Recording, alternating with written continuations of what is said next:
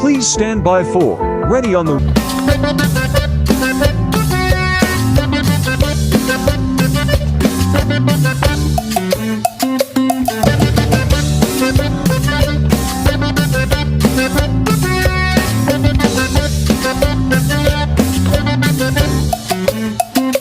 Vamos a bailar, bailar. Vamos a bailar y gozar. Vamos a bailar, bailar.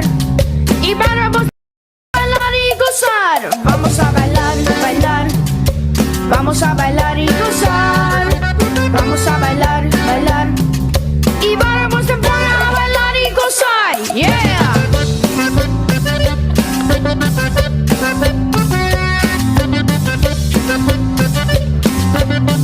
¡Ey!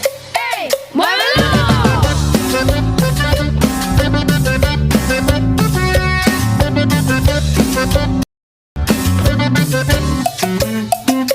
Vamos a bailar, bailar.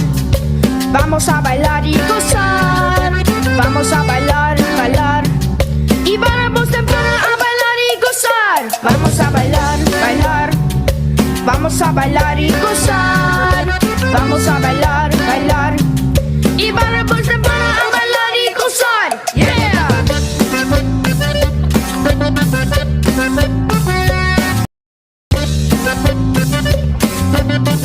¡Ey! ¡Ey! ¡Muévelo!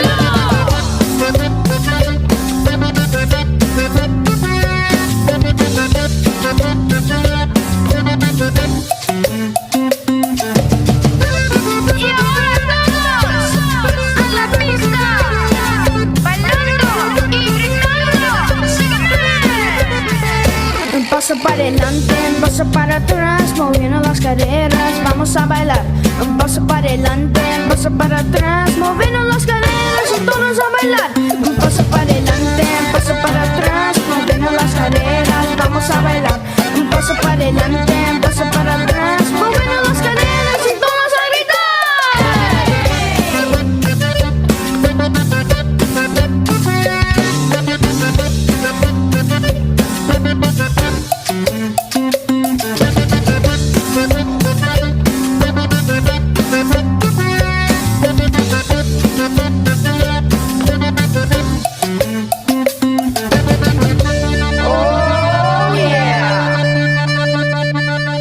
Ladies and gentlemen, and we are back at Reny On The Radio. We're broadcasting live from Trevino's Blue Bar in Mercedes, Texas. We're outside. We're inside the Blue Room Lounge, the Blue Room here at the Blue Bar. So that song was Vamos a Bailar. Yes. I always want to say Queremos Bailar, but it's Vamos a Bailar. That's why I asked you all, because I didn't want to mess it up. Do you know who Wally Gonzalez is? Have you ever heard of Wally Gonzalez? I know he's way before your time, but let's see. He was called the Short-Legged Texan, and he did songs, and some of them were funny songs, but there was this one song called Vamos a Bailar Kicker Tonight, and I think it's like a cross between country and conjunto. I don't know if you've ever heard the song, but you got homework, all right? That's the only homework I'm going to give you. I'm your teacher, bro. I'm not your teacher. But I think you all would do good if you cover it. I don't know if you like it. I don't mean to impose, but give it a listen. Your dad can give it a listen. And if y'all think it's a cool song, it would be pretty cool to kind of revamp it and redo it. Wally Gonzalez, Vamos a Bailar Kicker Tonight. That was my favorite Wally Gonzalez songs.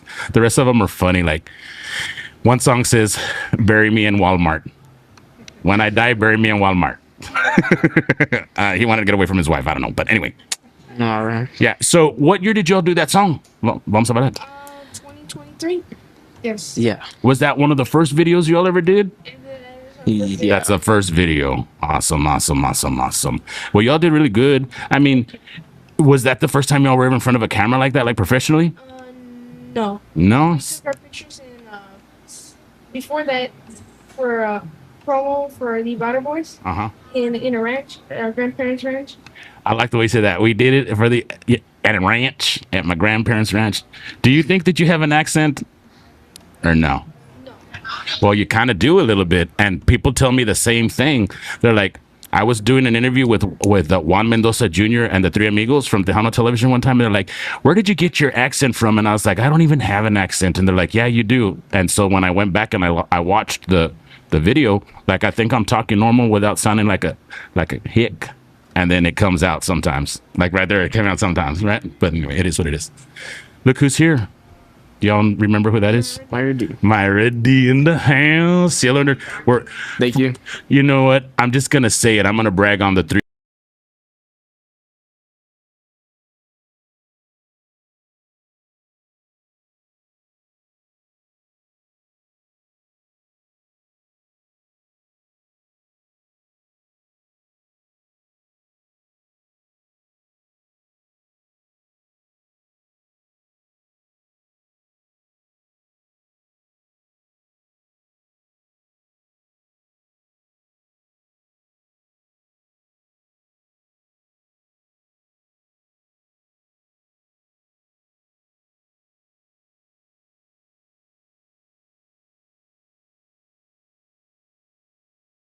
Music award shows and on radio and on TV and doing interviews. How does that feel for the both of you? Like, let's get the both of you to talk about that for a little while.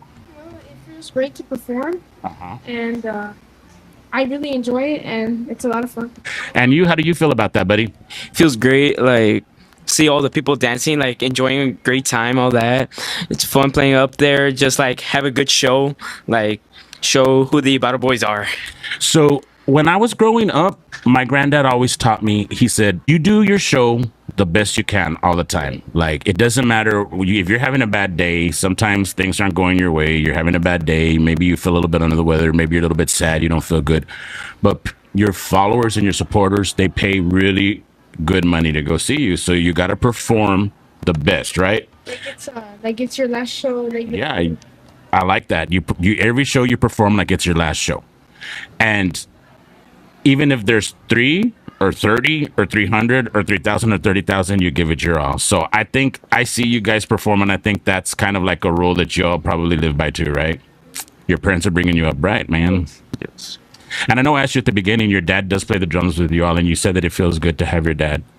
And I can connect with you all there because guess what? My mom, she plays the bass in my band. And guess what? She's just like you all. She started when she was 12 years old. She was 12 years old and she started playing the bass. They taught her how to play the bass. And my mom's the first female bass player in La Onda Tejana. Like, before anybody else, like, that was a woman. She was the first one and she was 12 years old playing in the cantinas and the bars. What do you think about that? That's awesome. Awesome. I like it. I like to see a woman on stage playing. How do y'all feel about that? Like, I get excited. Like when Suzette Quintanilla, Selena's sister, when I was young growing up, every time I would see her on the stage playing the drums, I would get super excited. So whenever I see a woman playing the bass, playing the drums, because guess what? A lot of women don't do that, right? So I think it's a little bit special, and it excites me more. Like, I'll pay a lot of money to go see a whole band full of women playing, you know what I mean? Because I think that that's awesome. Because they can do the same things that we do, right? Sometimes they can do them better, bro. So, how did y'all get started? Let's talk about that real quick. I got started with the bajo thing because my dad would usually bring out the bajo and he would play it and listen to songs. Uh-huh. And usually I would be like, Dad, can I try out the bajo? And he would be like, yeah, sure. So I started getting the basics and like, all right, this is my thing. I think I want to play this instrument. So, you were always drawn to it? Like, it was something that excited you, like when you would see your dad or other musicians doing it? And I would see Jerry Alvarez and his group, Los Gallitos. Uh-huh. And I would always imitate him and I would be like, yeah, I'm playing the bajo with to listening to his music video. Uh-huh. And I would be like, yeah. That's awesome. So you got excited and you just knew, like you knew. So is it easy for you or did you have to work real hard? Or did you kind of feel like it was inside of you and it just needed to come out? I feel like it was inside of me and had to come out. But there were some challenging parts like the pasadas and the introductions. Like, Yeah, it is a little bit hard. So you have to practice, right? yes. You have to practice and you got to get your things going on. And as far as the accordion, did you start around the same time as A little bit later, so I just see him and my dad just like playing all together. I'm like, I feel like learning an instrument. So I felt like doing the drums, and I was like, yeah, it's kind of going for it, but you weren't really It wasn't- feeling it, right? yeah. You looked like you weren't feeling it.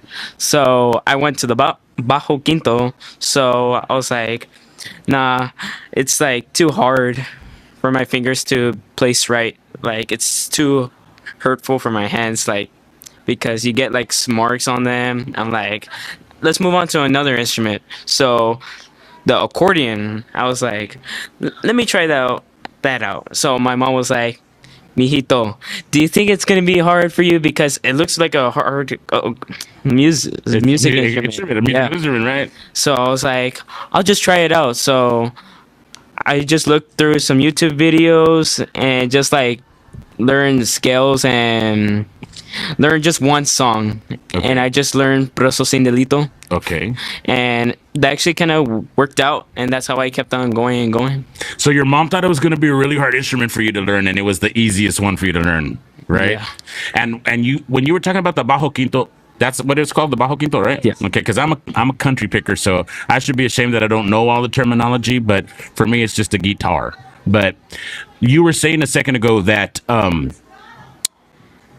the fingering was hard for you, and I was watching the videos last night because I was doing my homework, and I was making sure that everything was perfect, and I was watching the videos, and some of those pasada, that's what you call it?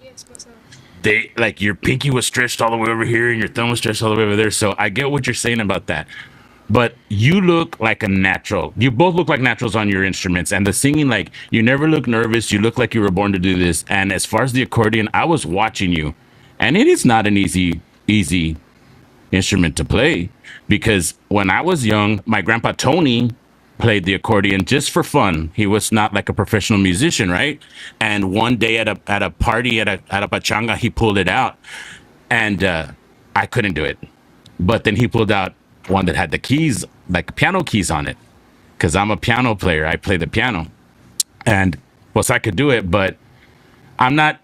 I think that if you could play either one of them, that's great. Like I know that it, like some people are like, oh, but that's a piano one. You're not a real accordion player. I was like, hey man, but I can play it. I can't play the other one, so it is what it is, right?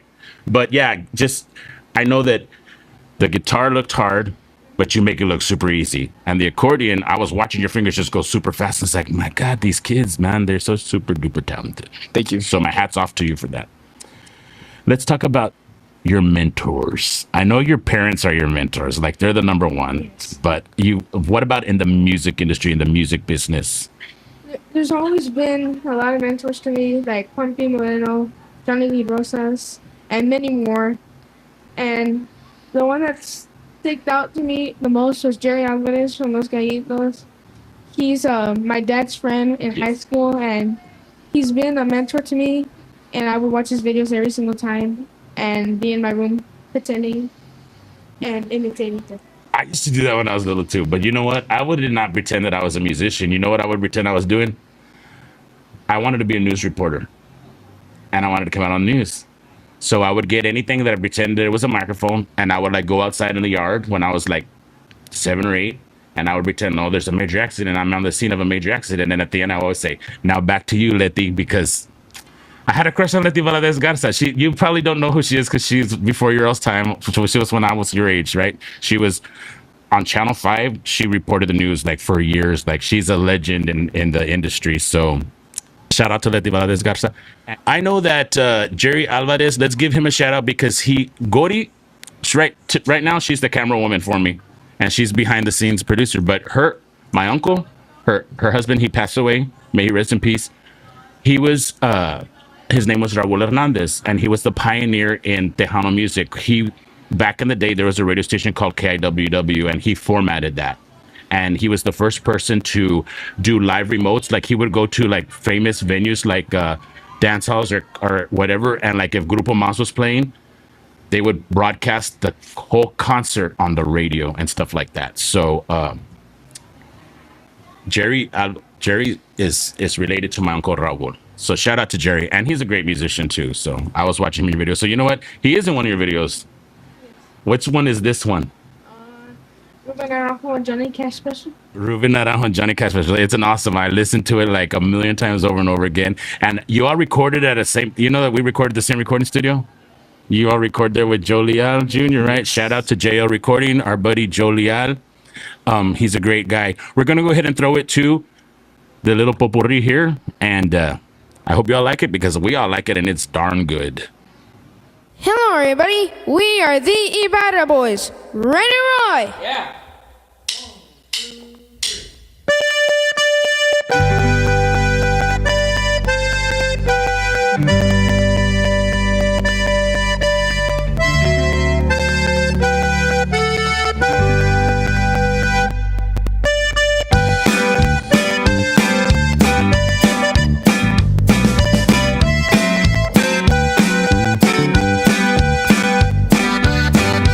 Me van a quitar la vida porque soy un criminal. Me dieron pena de muerte, solo me queda esperar. Estoy en el calabozo, atado con dos cadenas. Estoy sepultado en vida, llorando por mi condena. No sé si es de día o de noche, en este maldito pozo. Virgencita milagrosa, haz del eterno reposo. Prefiero morir ahorita antes que me vuelva loco.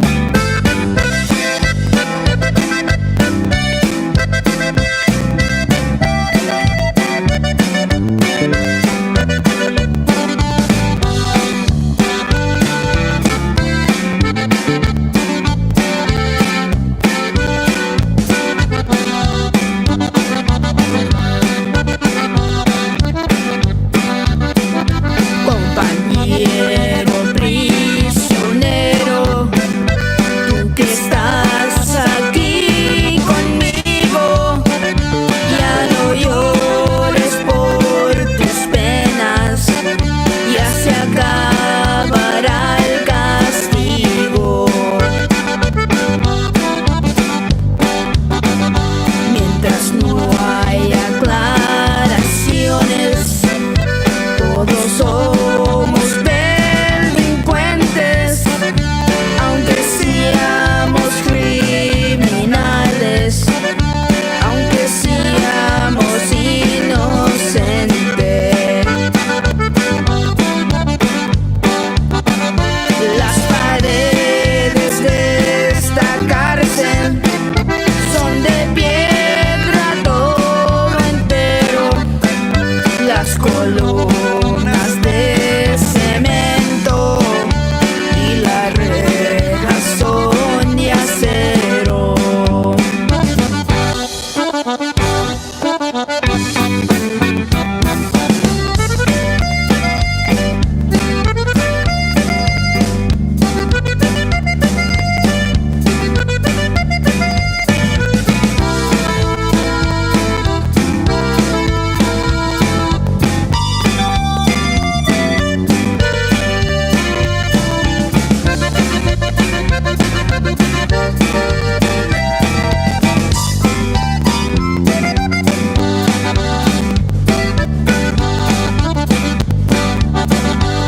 I hear the train a-comin', it's rolling around the bend, and I ain't seen the sunshine since I don't know when. I'm stuck in Folsom Prison, and time keeps dragging on. But that train keeps rolling all down to San Antone. When I was just a baby, my mama told me, son, always be a good boy, don't ever play with guns. But I shot a man in Reno just to watch him die.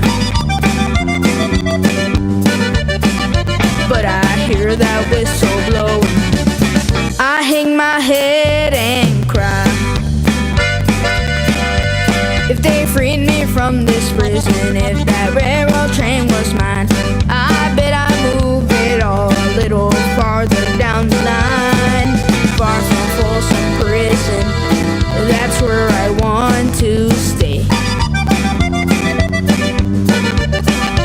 But I let that lonesome whistle blow my blues away.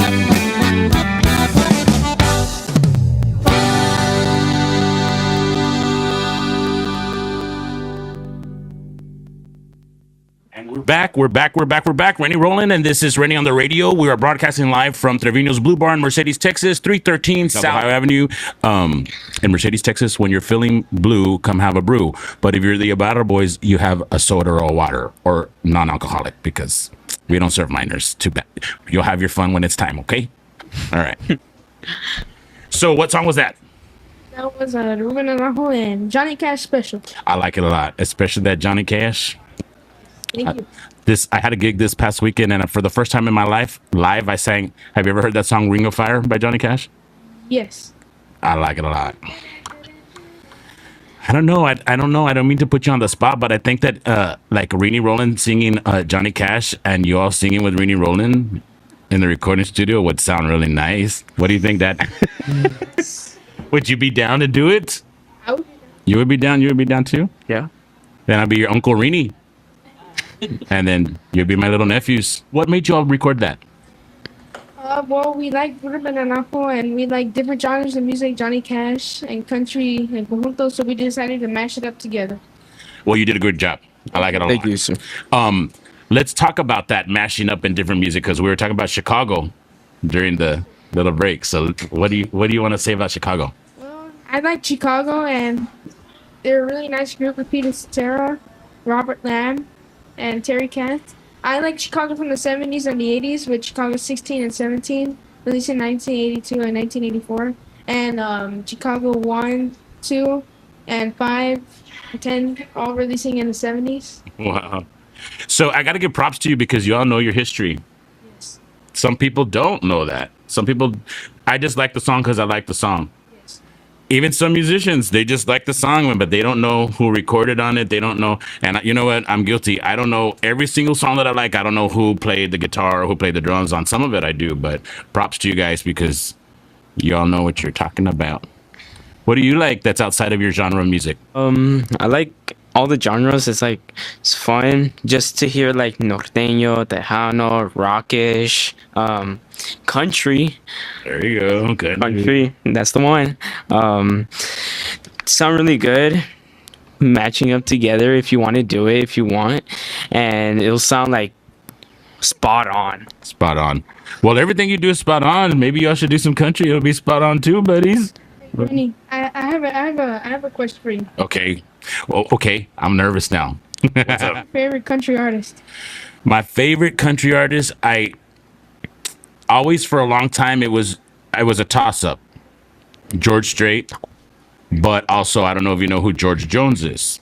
He was like before George Strait. Like, he was the king of country music. But I gotta say George Strait. But then, like, this past year, you want to know who one of my like all-time favorite? I gotta admit, I don't know. Do you know who Ella Langley is?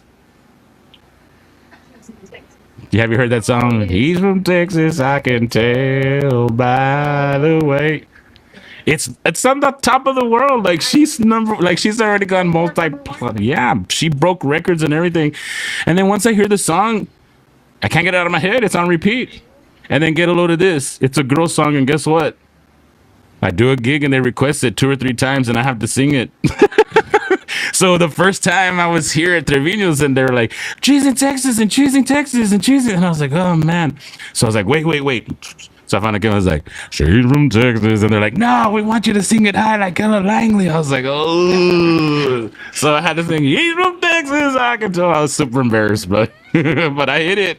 I probably was flat a little bit because I didn't have auto-tune. Yeah, so right now, I mean, what I like about Ella Langley, and also too, I like I don't know if you know who Braxton Keith is, because I know you like country music, but it's a little bit outside of what you all, right? He's a young dude too that's hitting really big right now. But you know what I like about these new artists is that they like the old style country when it was like country music, like real country, like still guitars and fiddles and stuff. And they're doing songs like that Patsy Cline used to do, Loretta Lynn. And these are probably artists that you're not too familiar with, but back in the 60s and the 70s that were popular back then. And they're doing them now. And all the hundreds of thousands of fans that are at their concerts that don't know that music, they think that these are new songs. So they're turning on the young generation to what was old. So I don't know if you all have ever thought about it or talked about it, but everything that is old ends up being new again. It's like a circle that goes on and on and on and on and over again. So I like that about those artists. I mean, they're artists that I like their music to begin with, and then they're doing something that I really like because I'm about the old school. I like some of the new stuff too. So we talked about how you all started, but we didn't talk about around the time that you did. I mean, we talked about details, but the time that you all started was a very important time in the history here in the United States. Well, in the whole world, there was a pandemic going on, right?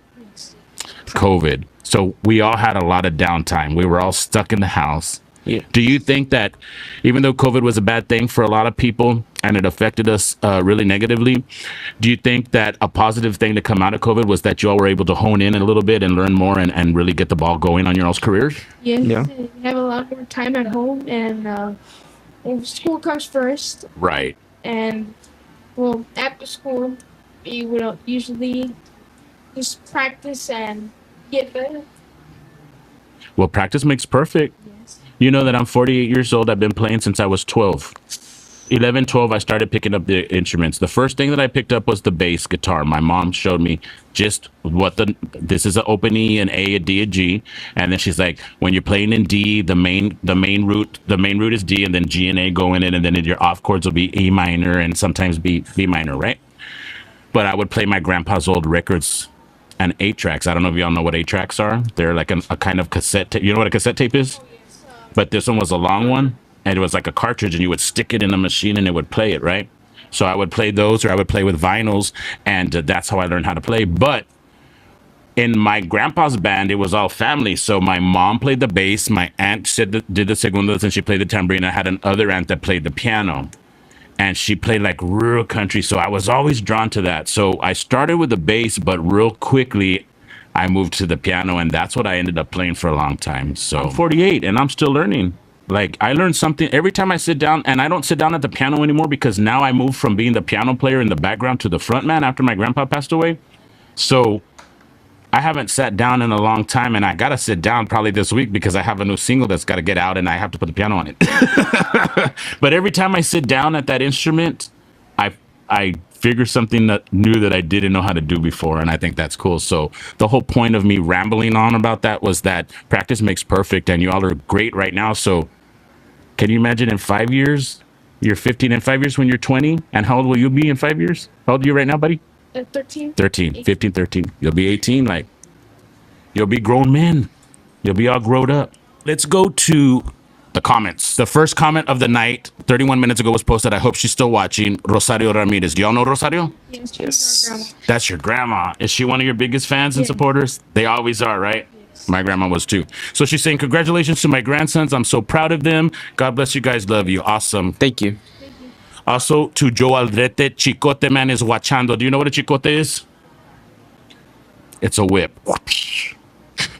That's what a chicote is. So he says hi. He's watching. He's saying, Joe Avila from the Texas Conjunto Music Hall of Fame and Museum in San Benito says, saludos to the Ibarra boys. Thank you. Hey, guess what? The Ibarra boys are watching too. They said saludos. Peace. Eva Benavides says, this is wonderful. Love it. We love you too. Dina Madrid out of New Mexico radio. Saludos. David Enriquez, hello from Greenlee, Colorado. We also have Sydney Ann Strader, the Ibarra boys. Do you know Sydney Ann? She sings awesome. I had her on the show a couple weeks ago. They started a new band called Sunset Roan. You check them out. They're cool. They do country music. But I saw her practicing the other day. I think that she's going to do like some Selena and stuff also. Michael Mendiola, shout out to my buddy Mike Mendiola. To Lily Trevino. The accordion is very nice. Ask questions. If you all want to know anything about the Ibarra boys or me, you better keep it clean. Y'all can ask whatever y'all want. Rene Aleman, saludos. Tocayo, my Tocayo. Need to get them to play at the Blue Bar. Well, guess what? I think I can hook y'all up. I was talking to your dad earlier. He's like, I think we want to play here. So, y'all want to play here? All right. The boss man's right there. The one in the middle, the real short one. That's him. We're going to talk to him afterwards. To Mike Silva, saludos. Thank you, buddy. Connie J. Elizondo, love this. So cool. Yes, Connie, you know what? Connie went to school with my mom and with Gordy back in Matt Kai. Lily Trevino was calling back when country was cool. I was country and country wasn't cool. That's right. Lainey Wilson, she's also doing it. She's a new one. Leroy Rivera, saludos to the Ibarra boys from your tío Leroy.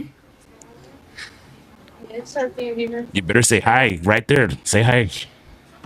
Tío. Tío Leroy. Well, because I'm your tío now too, so I guess can he be my tío too? I don't know. Lily Trevino says, happy birthday, Roy. Hope you had a grand and blessed day. Thank you. Adolfo, saludos. Rosario says, happy birthday to my grandson, Roy. She sends a bunch of hearts and cakes. Oh, my God. Thank you. What is up and coming? How many originals do you have? Let's talk about that. Do y'all have an original out, or are they all covers? Well, the two Vamos a Bailar and Mosquito. El Mosquito.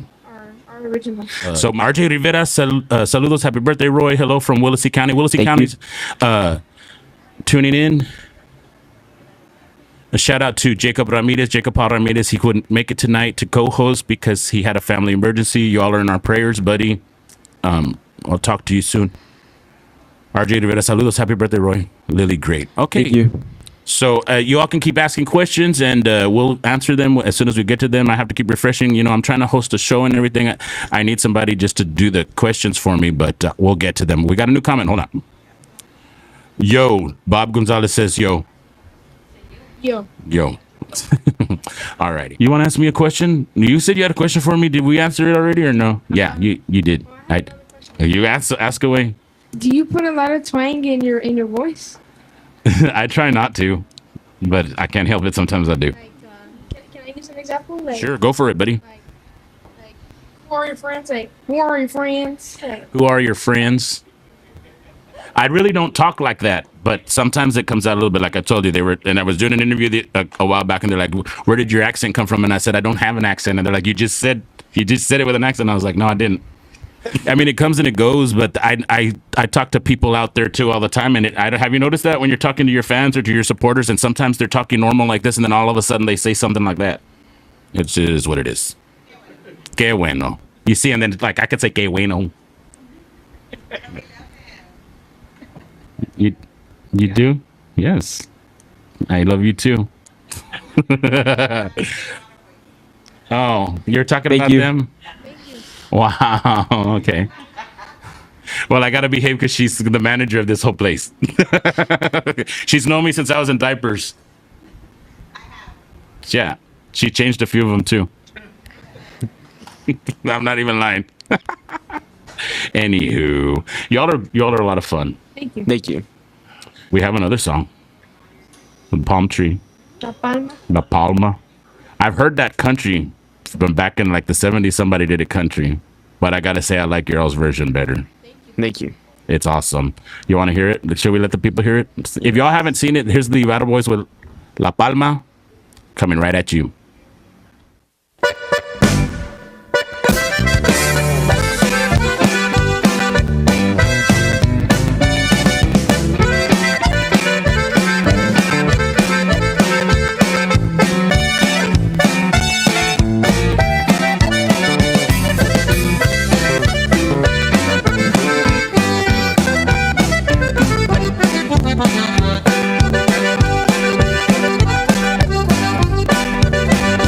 Aquí trae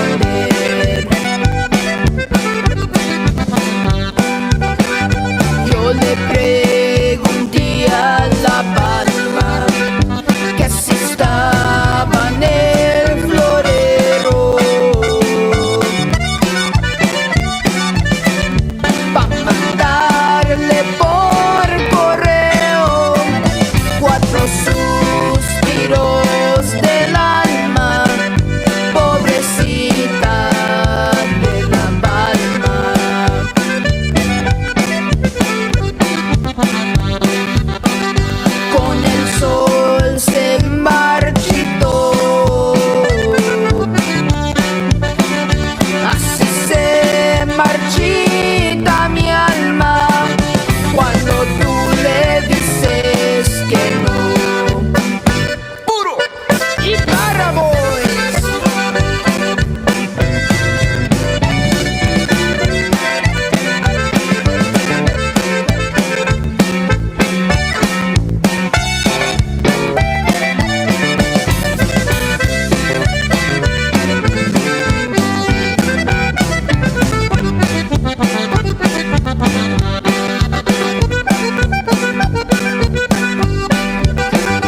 En el mar hay una palma con las ramas hasta el suelo,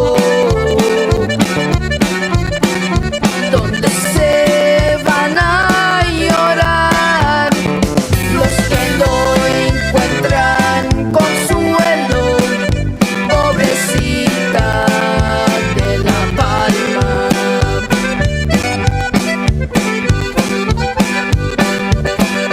Con el sol se marchitó, así se marchita mi alma cuando tú le dices que no.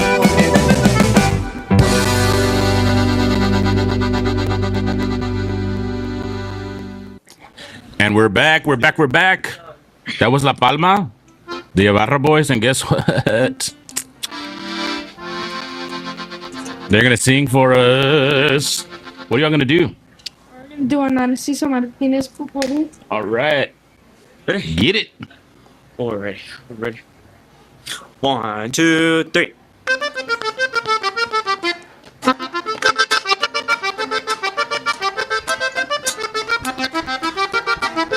Que se oiga el acordeón.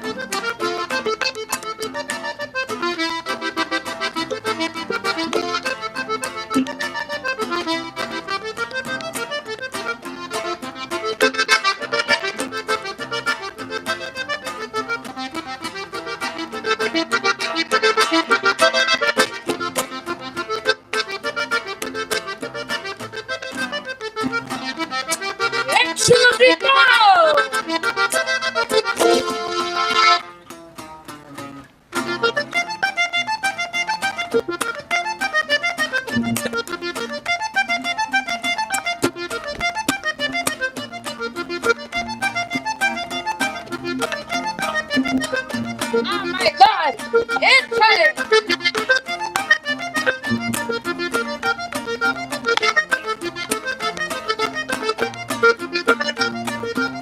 Échale, Hernán.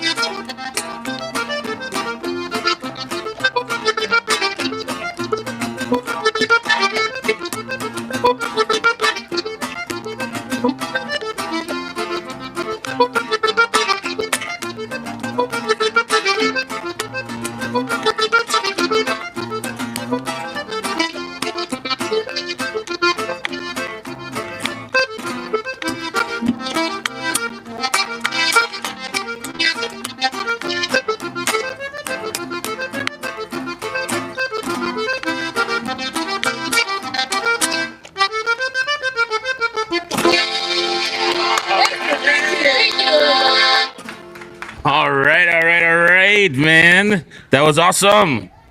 Thank you. You know how honored I feel that you all are here playing live right now on my show? Are you gonna do? Are they having fun over there? You want to just open the doors and everybody can come in, right?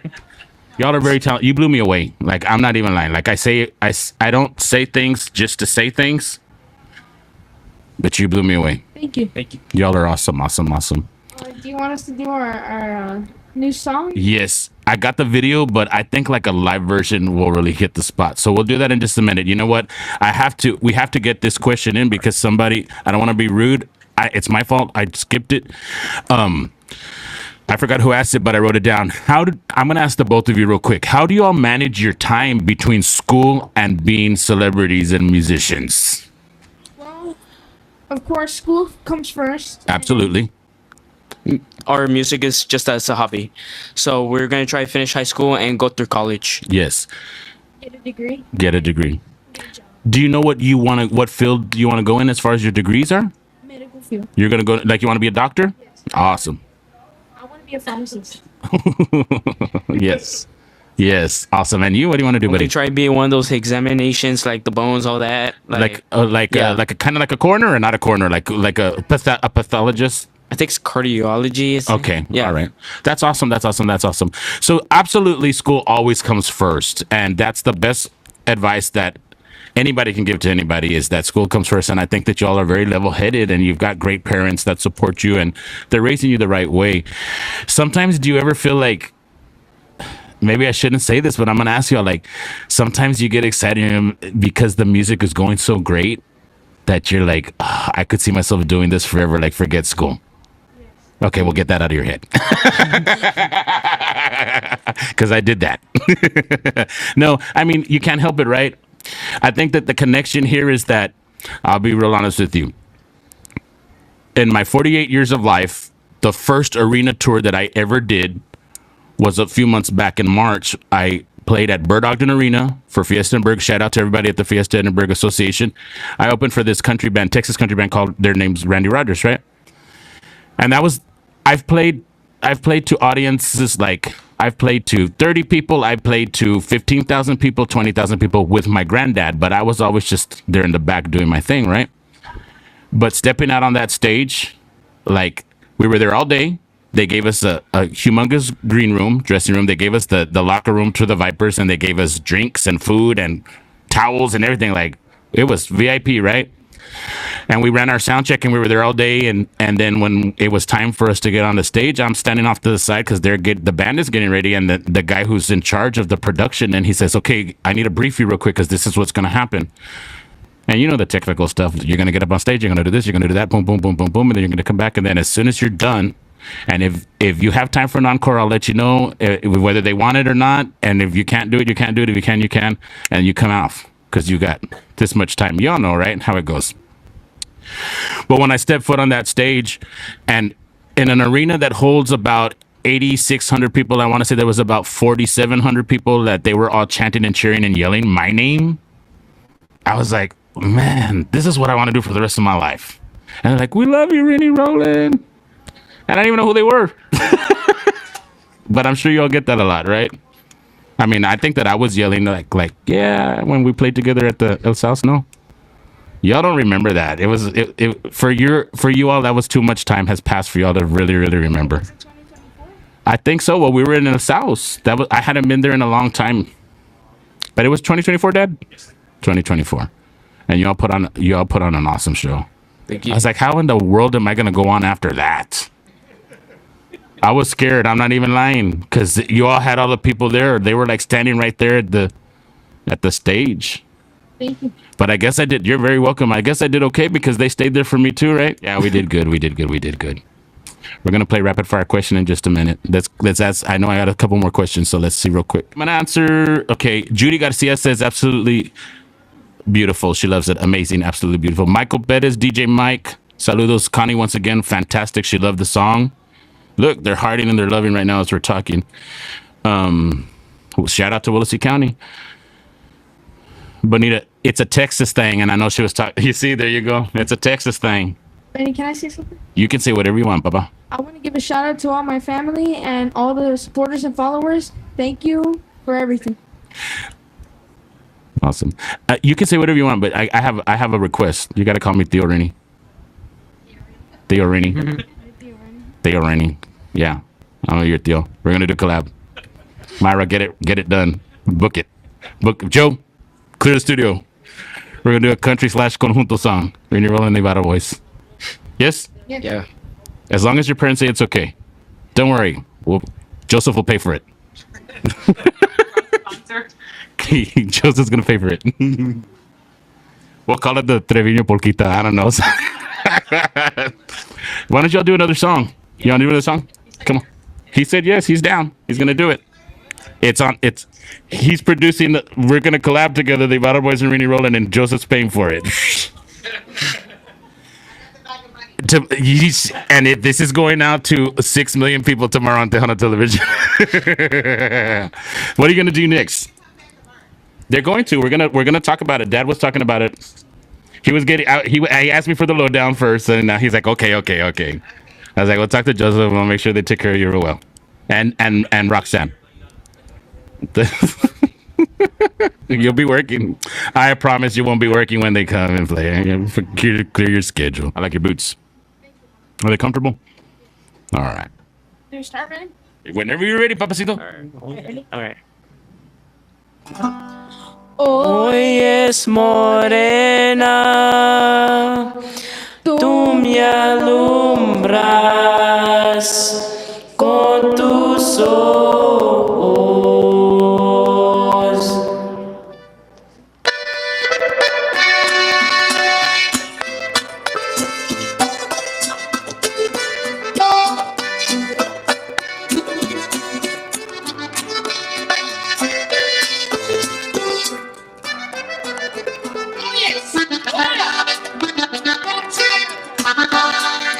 Hoy es morena, tú me alumbras con tus ojos.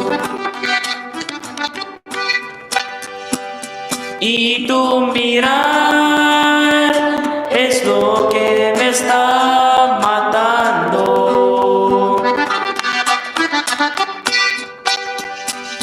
Hoy es morena, noche de seguir amando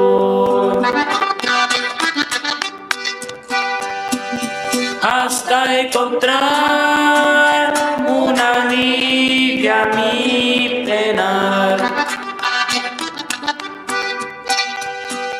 Yo viviré con la esperanza.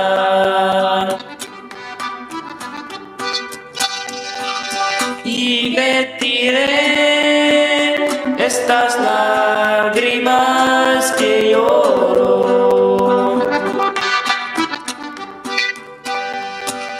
Hoy es morena, tú eres mi único tesoro.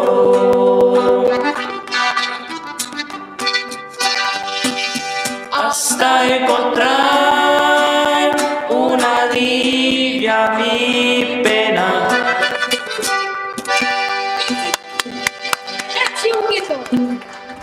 Y'all get up for the Ibarra Boys live here on Reny On The Radio. Yeah, I'm just gonna say it, and I don't care if I upset any of my other guests from the past.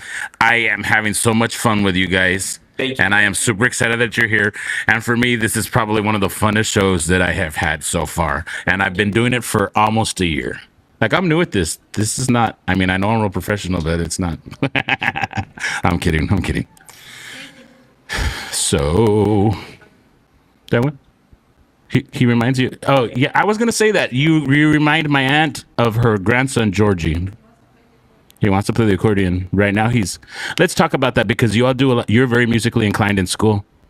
I was looking at your social media and you all got scholarships. And we're not talking about some little scholarship. Like, you all got like some big scholarships. What are you going to do with the money? We're gonna put it towards the goal. College. Right answer.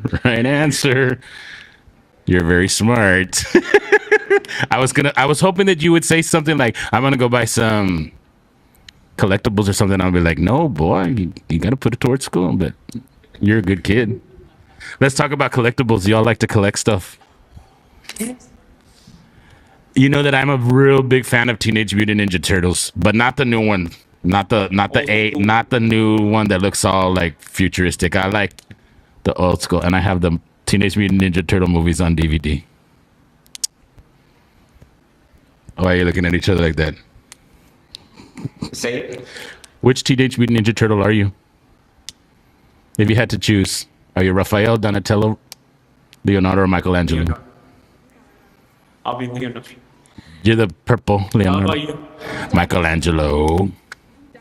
Donatello. Nobody ever wants to be Raphael. Like, he was a little bit of a diva. He's too. That's Raphael over there. The one over there in the middle. He's Raphael. I should have pulled up the footage of us pulling him out of the sewer. You know what happened to him the other day? The other day, he comes in. I was playing. He's like, come here. I need you to help me. I was like, what? You got to help me. You got to pull me out of something. And I was like, what? He pulled up and he got out of his truck and the phone fell right into the sewer. So he took the manhole off and he climbed in there like a Teenage Mutant Ninja Turtle. But then we had to pull him out because he's not an amphibian. Joseph. Joseph Trevino, el dueño. True story. I got it. True story. Yes. And then we just picked him up. Who else helped pull him out? He was super. I thought he was going to be heavy and I just went, whoop. Get here. Get it. Got him. I'm not even joking. You know, you think I'm being silly, right? I'm not. Like, you don't even know the things that go on here at this bar. They're like funny kid things. Like, it's comedic entertainment all the time. So, do you collect the Teenage Mutant Ninja Turtles? What else do you collect? You do. You're the birthday boy. Come on. All right.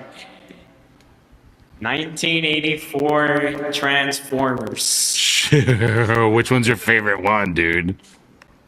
Decepticons or Autobots? Of both.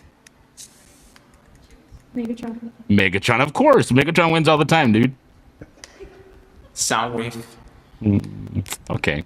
Did you like the new movies, the remakes? Have you seen them? I mean, they were still made like in the, like early 2000s, Dad? Have you seen them? Yeah. Did you like them? Not really. Do you ever watch the old cartoons? Yes. The old ones. Where do you see them? Because I mean, other than YouTube, I can't find them. DVD. Of course. And VHS. Tubi, okay. Are there any other like retro 80s, 90s cartoons that you like? He-Man. He-Man? I want to see the new movie. Okay. G.I. Joe. What's a line from G.I. Joe? The line? Yeah, like a line, like one of the famous quotes from the G.I. Joe. Dad. I was gonna say a bad word, but I can't. And now you know, when knowing is half the battle with G.I. Joe. I used to watch them every day. I would run home from school. Like when I was in the 3rd and the 4th grade, we lived like 3 blocks away from the school. We were in McAllen at that time at Seguin, one Seguin Elementary. And I would run home from school and I would catch He-Man and the Thundercats. I'm a big Thunder. I don't know if y'all know what the Thundercats are. They are awesome, dude. Like, it's super cool. I have the whole series on DVD. People freak out because they're like, you like that stuff? And I was like, hell yeah. Shit. Did you have Cobra Commander? I didn't have Cobra Commander, but I liked it.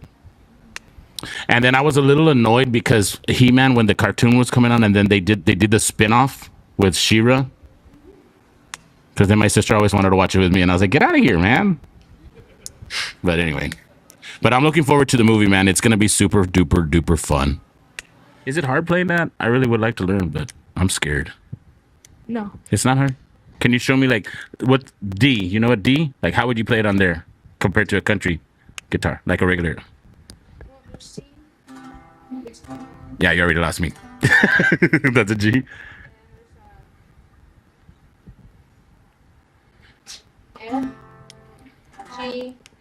You do it like a pro, bro. You do it like a pro.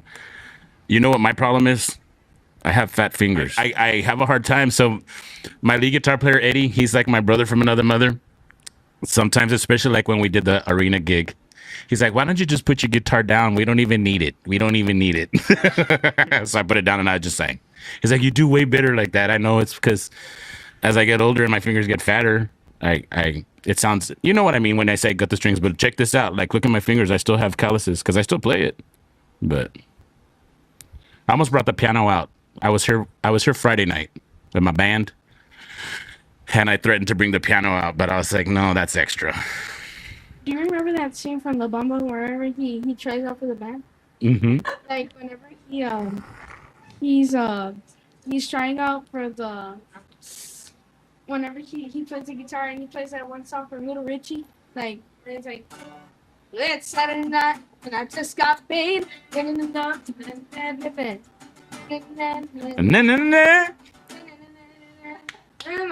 rock it up. I'm gonna rip it up. I'm I'm gonna gonna shake shake it it up. up. I'm gonna rock it up. I'm gonna rock it up. All the night. That's good. Keep going. Keep going. I was gonna tap in the lyrics real quick, but it was that. You're good, man. You guys are good. You guys are good. I want to do something real quick that we don't normally do. We have some audience members, and I have my crew over here. Can everybody gather around real quick? It's birthday. It's Roy's birthday. We're gonna do something special. Okay, just watch out. Watch it with the chords. Hey man, aquí. So I'm having a great time. It's already 8:16. We haven't even gotten to rapid fire questions, but that's okay. We're gonna sing happy birthday to Roy. And I wanna talk real quick. Valentine's, the day before Valentine's Day, we got a couple of tables at the Casey Hall right down the road, and we watched you all play, and I was super blown away with you guys. Like, I'm not even lying. Like, y'all are so talented. So we're getting some more people from the bar side. Get over here right now. She sounds like that, right? Come on. Come right now. Hey, friend. Hey, friend. Am I good at her impression or not really? I mean, you heard her. She does talk like that, right? Or you don't want to say anything. You don't want to be rude. It's okay. Yes.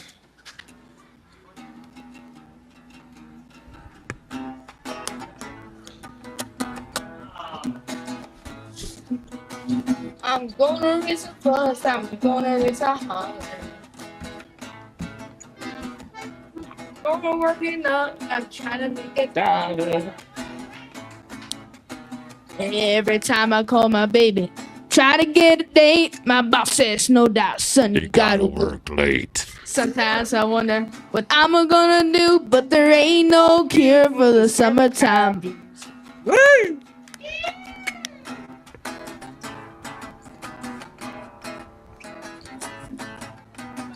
It ain't 2 weeks, gonna have a fun vacation. Take my problem to the United Nations. Well, I didn't go to work, told the boss I was sick, now you can't.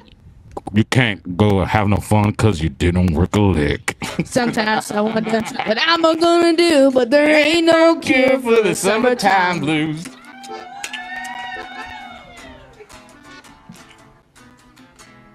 All right. What key do you sing happy birthday in? G? Happy birthday. I'll sing. Well, let's sing happy birthday, then you sing Las Mañanitas, and I'll do segunda for you. But for happy birthday, you don't play because we're singing to you, buddy. But in the Mañanitas, you're going to play because I... Whenever you're ready. You all going to join in and sing happy birthday to Roy Ibarra. He's 15 years old today. El quinceañero. He's 15 years old. Whenever you're ready, Papa. You start and we'll come in. All right. Happy birthday. Okay, all right. Give me some. I call it shivers and shines. Like happy birthday to you. Happy birthday to you. Happy birthday to Roy. Happy birthday to you. And many more. And now you're going to sing Las Mañanitas. And if you want to play, even though we're singing to you, You go right on. Get this in the corner. Alright. 1, 2, 3.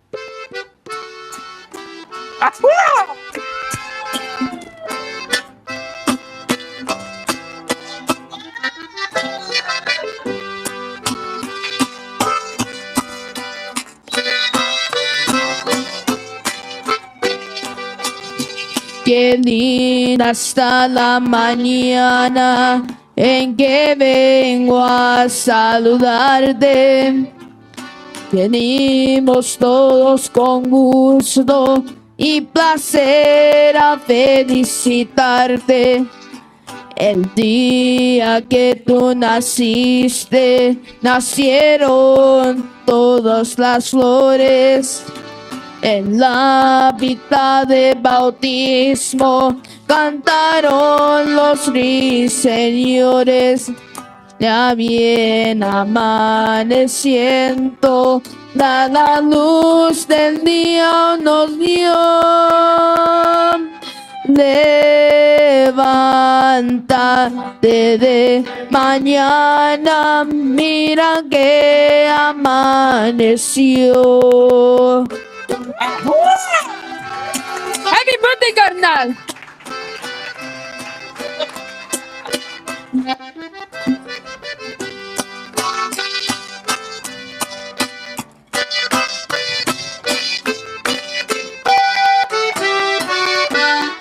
Everybody say happy birthday to Roy. I tell you all are good, man. Can I join your band? They're like, nah. Happy birthday on behalf of Reny On The Radio, myself, Kicker Daddy Legacy, Trevino's Blue Bar, Cielo Entertainment. I was getting right there, babe. I was getting right there. Come here. She's real shy. She's always behind the scenes. This is Myra.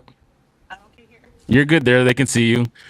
For those of you who don't know, the Ibarra boys are signed to Cielo. They're Cielo Entertainment artists as well as Rennie Rollins. So you're not in our clique. We're in the clique. You're not. All right.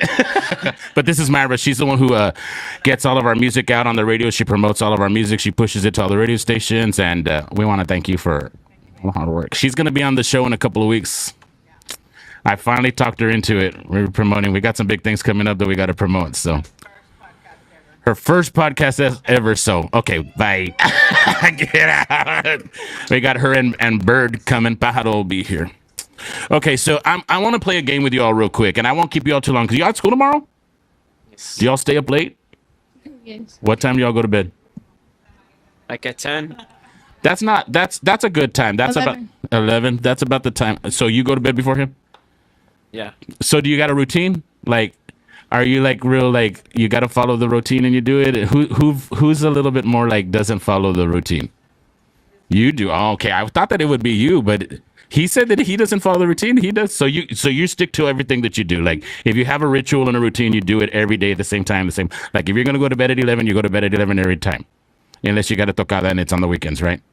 Because we know that as musicians, sometimes we don't get home till 2 or 3 or 4 in the morning, especially when we're on the road, right? Alrighty, so I'm going to ask you a few questions. They're going to be some silly questions, okay? You don't have to get nervous. We're going to try to answer them fast. If we don't answer them fast, that's okay. You don't lose any points. You don't win any points. You're not winning anything. We're just having fun. So I'm going to ask you real quick. If you had to pick one food to eat for the rest of your life, what would it be? You first. Burgers. Burgers from where? No. From my dad. From your dad. Good answer. Cut him a check. And where will you? If you had to eat one food, wings. From Wingstop? Nope. Where? Wing Daddies. Wing Daddies are good, bro. I like wings. What's your favorite flavor? Lemon pepper. That's my least favorite. I like garlic parmesan. I like mango habanero. But I like to eat it with blue cheese. You know what? There's a restaurant right down the alley. It's called Famazio's, and they have the best wings there, too. You got to try them out if you haven't tried them. All righty. What is the grossest food you've ever tasted? Don't say beans. Don't say beans. I have to. Beans? Yeah. You don't like beans? I don't like. Do you ever eat them? No. Why don't you like them? I just don't know. You don't know. Okay. And you? What's the grossest food? Why are we talking about food? Salad? No. Salad. No, not Do you like salad. vegetables? I like vegetables. I like them more than he does. I do too. Okay, well, we'll skip you. You lose that one. What kind of food would you like to take a bath in? Soup. Soup? What kind of soup? Clam chowder, chicken soup, caldo talpeño? Caldo de pollo. Caldo de pollo. That's a good one. That's a good. Okay, well, let me see. Let me get off of the food questions because that's kind of okay. Let's see. What's the best piece of advice anybody's ever given either one of you in your young age? Hey, my grandma always told me to take care of your money. Take care. She's smart. She probably has a lot of it put away somewhere that you don't know about. And you? Is it the same thing? Yeah. Take care of your money. What's the worst piece of advice anybody's given you that you listen to and you're like, I shouldn't have listened to them? Save your money, of course. Save your money, right? Because you want to. So It's because our dad. No, it's okay. He's not gonna get mad. Yeah. Say it. You're in a safe place here. Like 6,000 people are gonna watch tomorrow. More than 6,000. Are you nervous about that? I don't know exactly how many are gonna watch, but we're gonna be on a platform tomorrow of like 6 million plus in the third trimester, in the third quarter of this year. No. In the third quarter of this year, Tejano Television was already at 6 million hits. Last year, it took us the whole year to get to 4 million. But in 2026, before March hit, like in the middle of June, we were already at 6 million hits. So whatever you say, there's a potential for the whole planet to hear you. But you don't have to be embarrassed or you don't have to be nervous. I say stupid things all the time on the show, and I have to bleep them out. All right. So what? The worst our dad told us was. Your dad? That's why you didn't want to say it. I didn't catch that, Dad. Come on, Dad. Save your money. It's about girls. Go ahead. No. I can't do it. Okay, you know what? Real quick. I'm gonna mute the mics. You're not gonna hear his TV for a minute.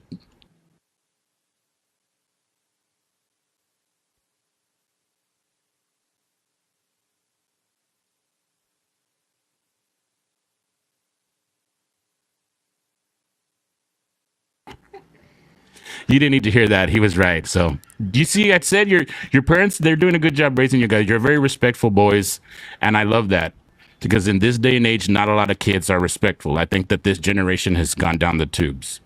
And everybody's entitled, and everybody wants the end result. They don't want to put any work in. They don't want to pay their dues. They want to be big conjunto stars or big country stars or football players or whatever, or influencers, but they don't want to do all the hard work that goes in it. And they're not respectful. They're not respectful and they're not respectable. So my hat's off to your parents for doing a great job. How do you know it's lunchtime? We hear our mom yell, "Come and eat." Are you like outside or you're in the house doing it? Do y'all ever go play outside? Yes. Yeah. You do? What do you do outside? Play with our dog. With your dog? Like, do you throw the ball? Do you like ride bikes or skateboarding or anything like that? We throw the ball. You throw the ball? When I was your all's age, we used to, like in the summer, my cousins we all kind of lived close together, and we would ride bikes and meet up at my house. And then my mom didn't know, and our moms didn't know that we were miles away from home.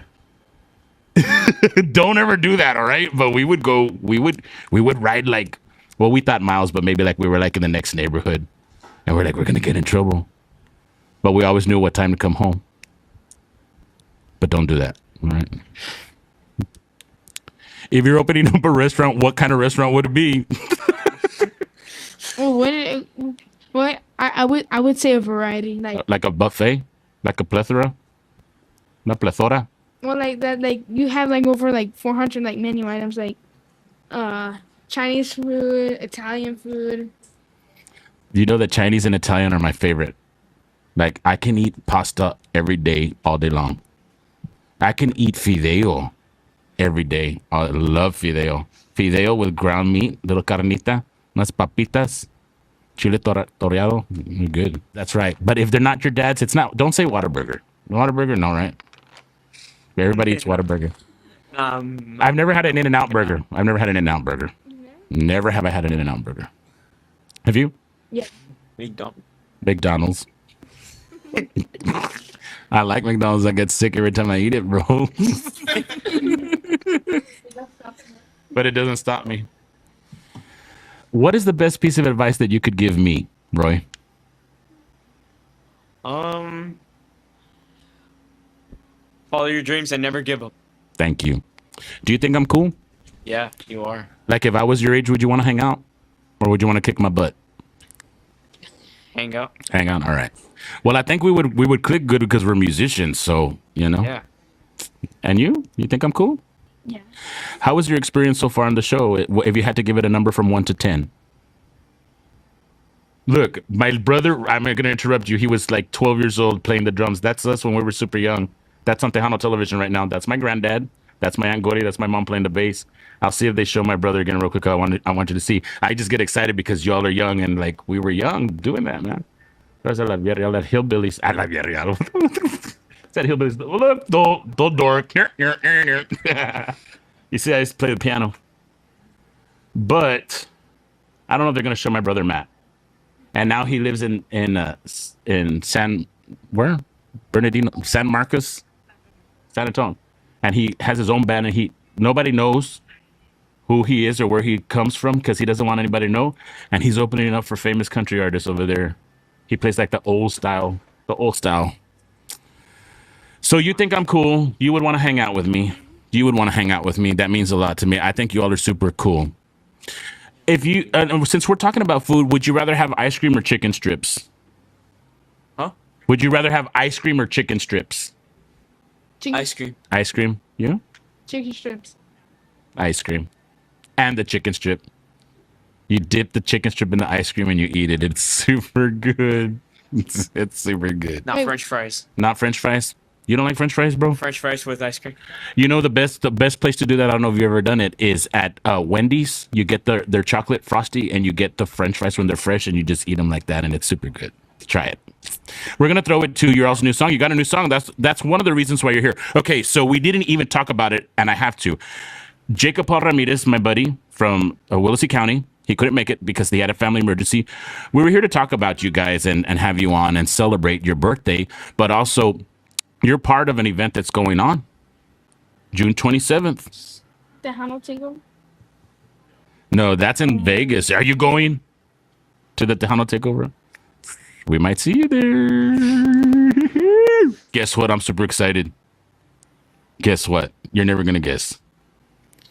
I'm going to let the cat out of the bag. In October, I'm going to be in Houston.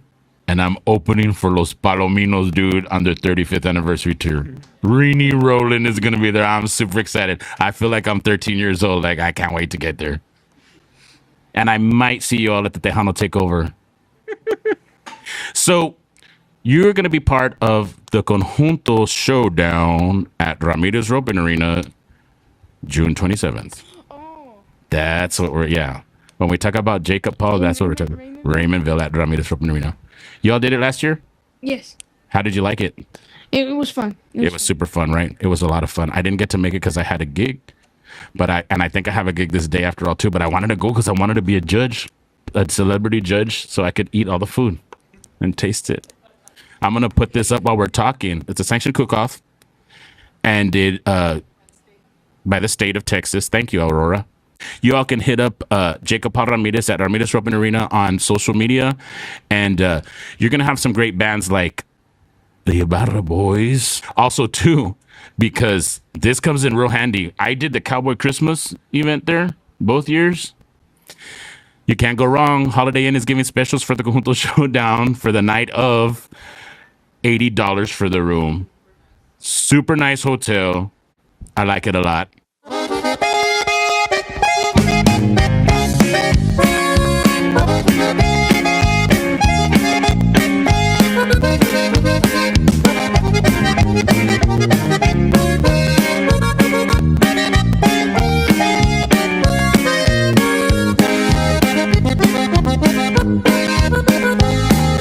No pude unirte a mi vida, fuiste una causa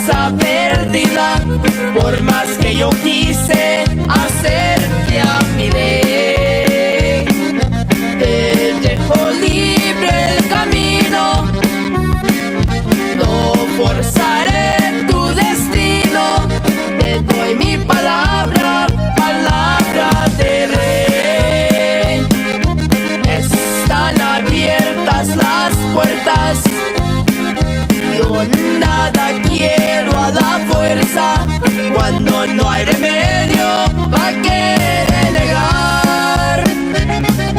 Si no te quieres quedar, si aprendiste a olvidar, puedes marcharte si quieres, no más no me digas pa' dónde te vas.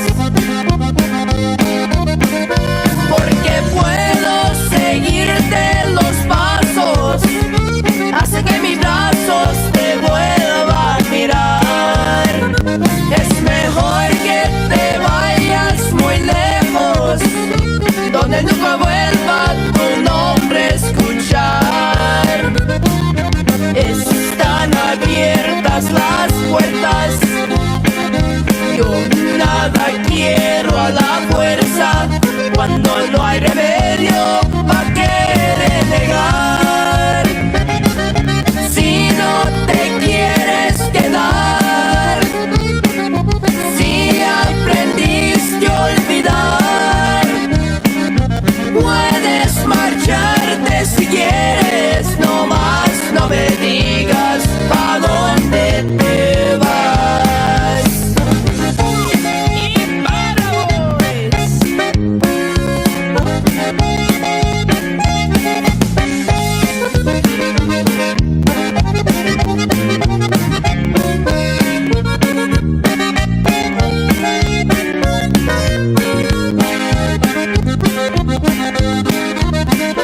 Porque puedo seguirte los pasos, hace que mis brazos te vuelvan a mirar. Es mejor que te vayas muy lejos, donde nunca vuelva tu nombre a escuchar. Están abiertas las puertas, yo nada quiero a la fuerza. Cuando no hay remedio, ¿pa' qué renegar? Si no te quieres quedar, si aprendiste a olvidar, puedes marcharte si quieres, no más no me digas a dónde te vas.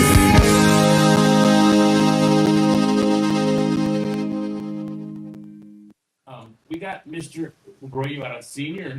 Junior. Junior? Actually, He's see, the third? he's a third. Senior's over there in Roma. Saludos, apa. Mr. Ibarra. Mr. Ibarra. Real quick, we have some shout outs that I gotta get to real quick. Judy said yeehaw. Chicote Man says, salud Ibarra boys. You guys are welcome at my campfire anytime. Bring the ribs. Jacob Ramirez says, shout out Ibarra boys. Sorry I can't make it. Can't wait to see y'all next month. Puro RRA. Emily Trevino wants to be on the show. We can book you. Let me know when you're down. We tape on Mondays. Was that Roxy? Yes, it was Roxy, Emily. Happy birthday from Chicote Man. Lily Trevino said she saw them for the first time at KC pre-Valentine's Day, and they put on a great show with Ricky Naranjo. They absolutely did. I was Thank you. blown away. And then Lily also wanted to give a shout out to Miss Myra D. Lily Trevino. Hi, She is Lily. so awesome. Yes, you can be on the show. The girls are the devil. That's what Lily wanted me to tell you guys. Hey boys, this is when your uncle's talking to you. Lily Trevino wanted me to tell you that girls are the devil, and she put the little devil ones. Waterboy. Water boy. Mama was The devil. So not only are you the dad, you manage, A little bit. I manage. Yeah. but you also play the drums for these dudes. Yes. So I'm gonna ask you.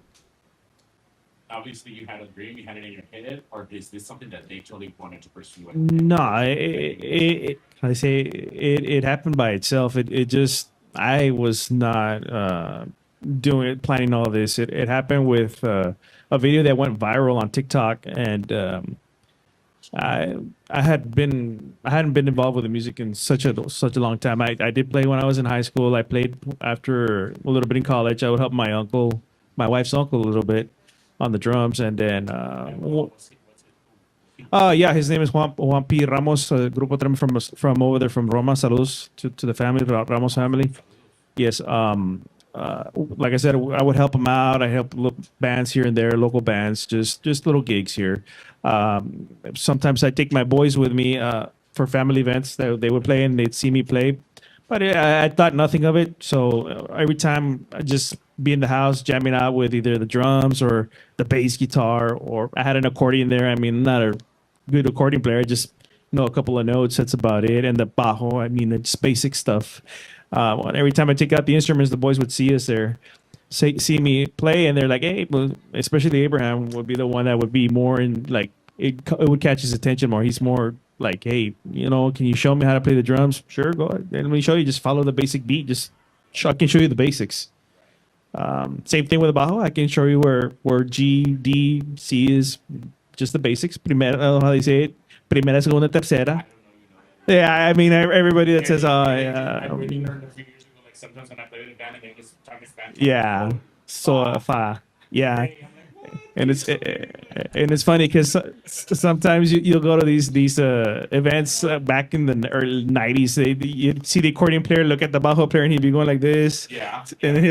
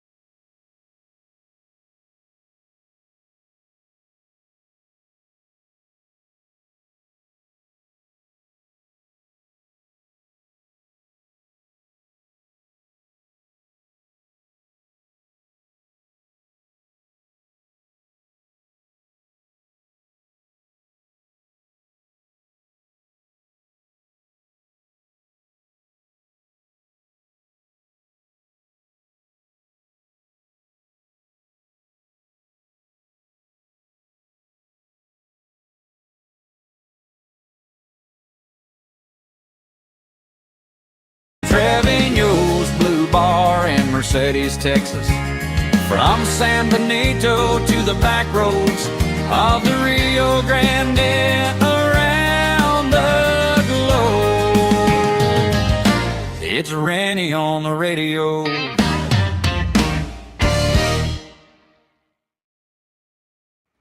And we're live. Welcome to Reny on the Radio. We're broadcasting from Trevino's Blue Bar in Mercedes, Texas, 313 South Ohio Avenue. And today on the show, we have the husband-wife duo from Double Cut, Jeremy and Samantha Warner. Welcome to the show. Yeah. How's it going, guys? Man. It's going really good. It's been a busy month, I want to say. Not just with the band, but with work and, our personal life and all that stuff. Oh, nice. Are you nervous? No, I feel pretty Calm, good, cool, yeah. calm, and collected. Because, me and you, I think we're both blabbermouths, if I can say right.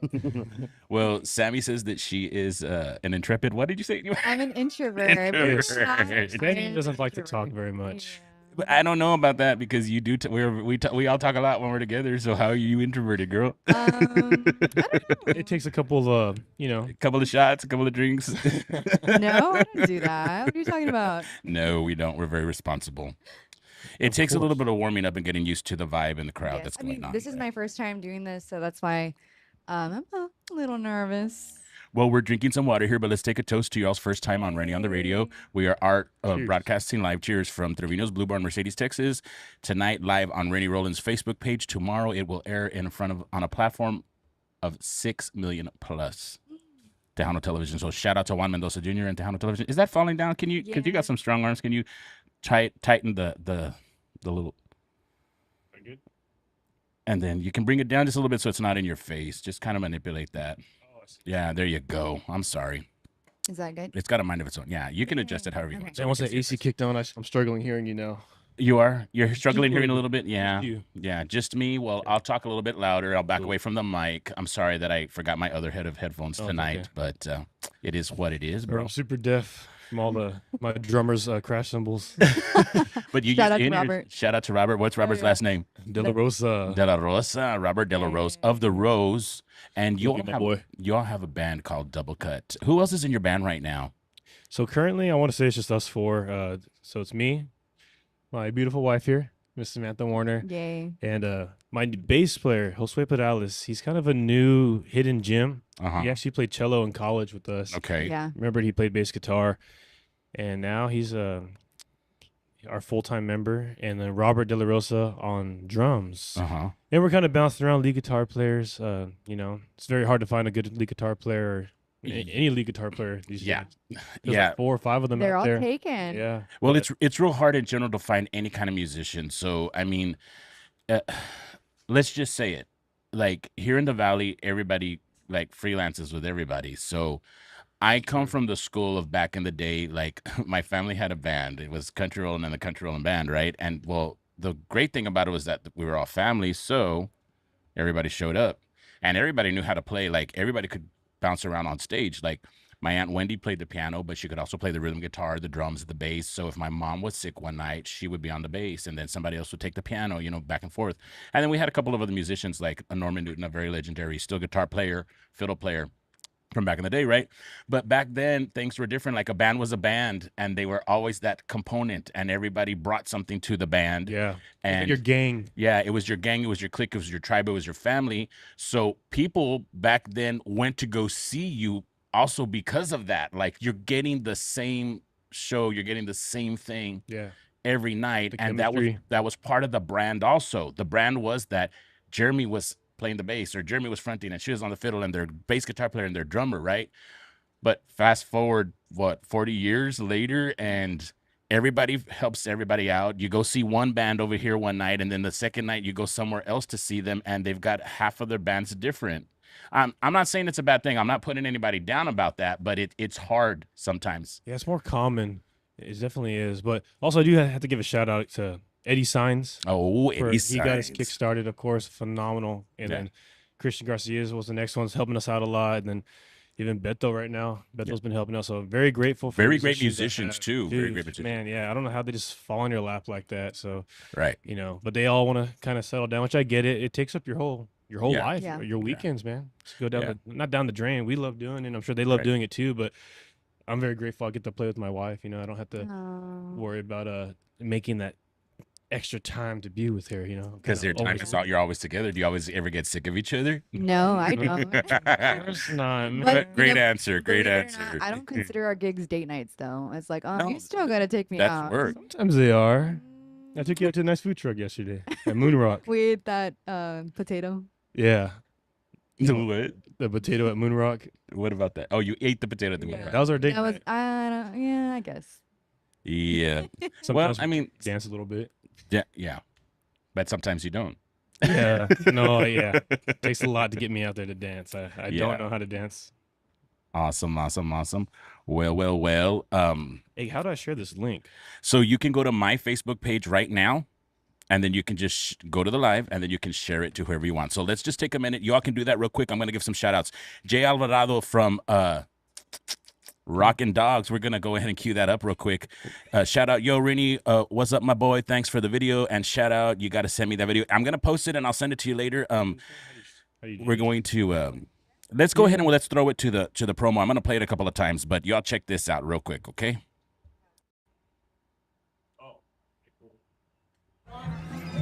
Yo, Jay, Yo, Reny, what's going on, baby? Rockin' Dogs here. what's going on, You know what we got tonight? We got a What? little regular dogs, little bacon wrap dogs, grilled onions, jalapenos. We got the homemade pico de gallo. Come on, baby, look at this. Homemade. We got all the stuff, nacho cheese, hot Cheetos.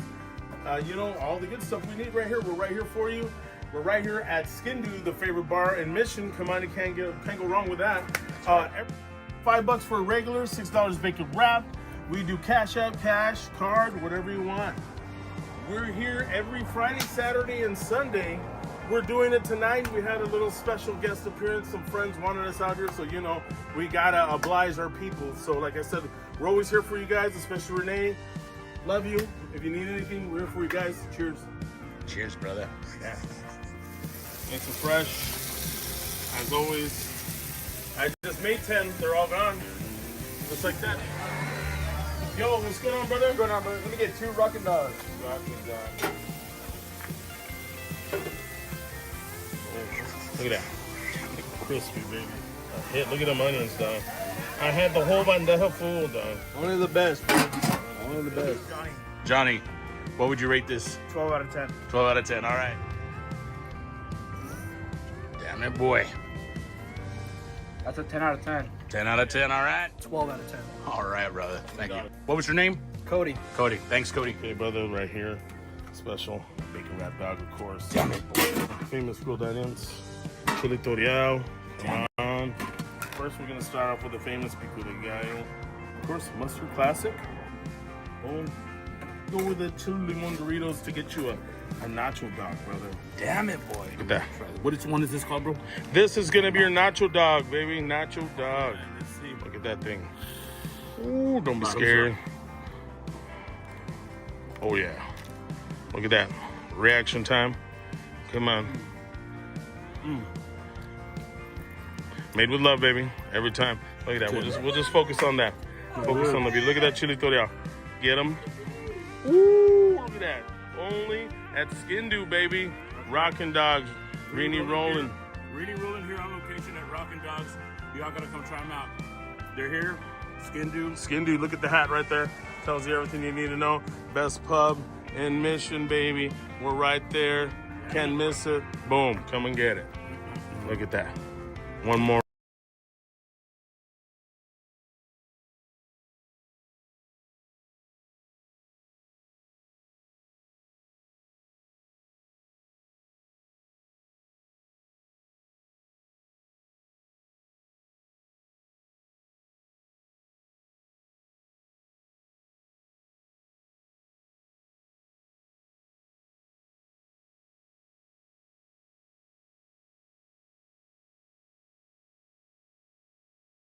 Your dogs. They're great dogs. They're great hot dogs. They call them glizzies. Are they big? Yeah, they're big. Hey, I can't eat a hot dog without chewing it. What? Jeremy.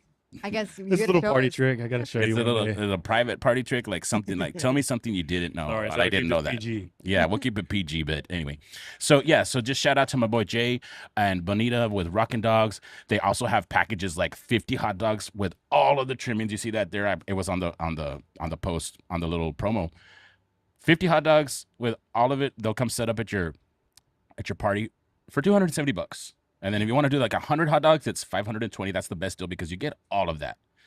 $150 or $750, but you get all you get. Like they have drinks and everything. So, Nice. so shout out to my boys.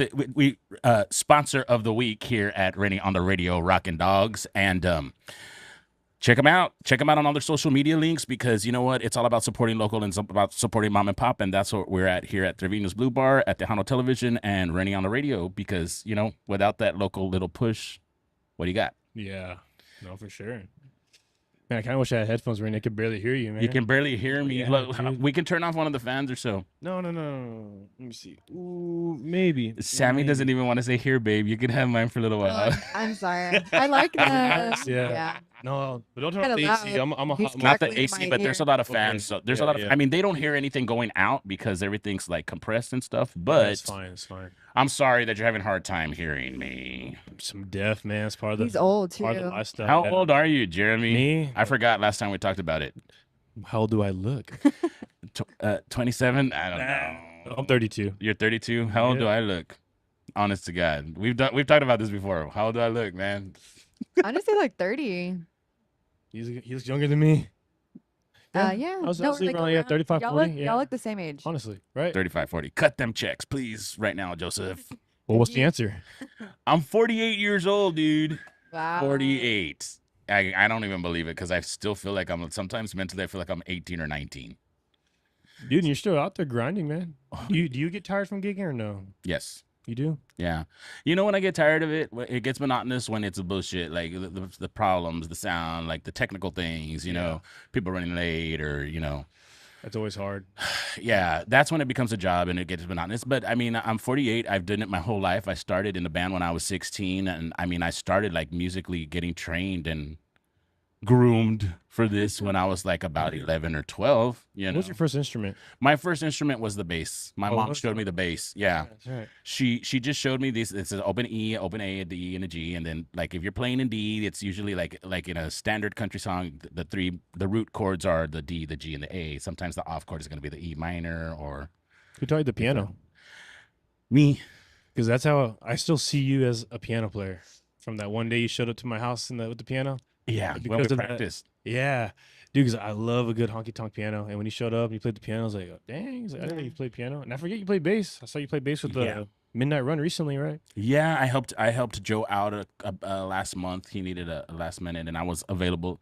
Well, okay, so here's the deal. So we were taking a little bit of time off. We had been taking a little bit of the time off from the gigging because Eddie and his wife, congratulations, they had a little baby girl. So Eddie was on maternity leave.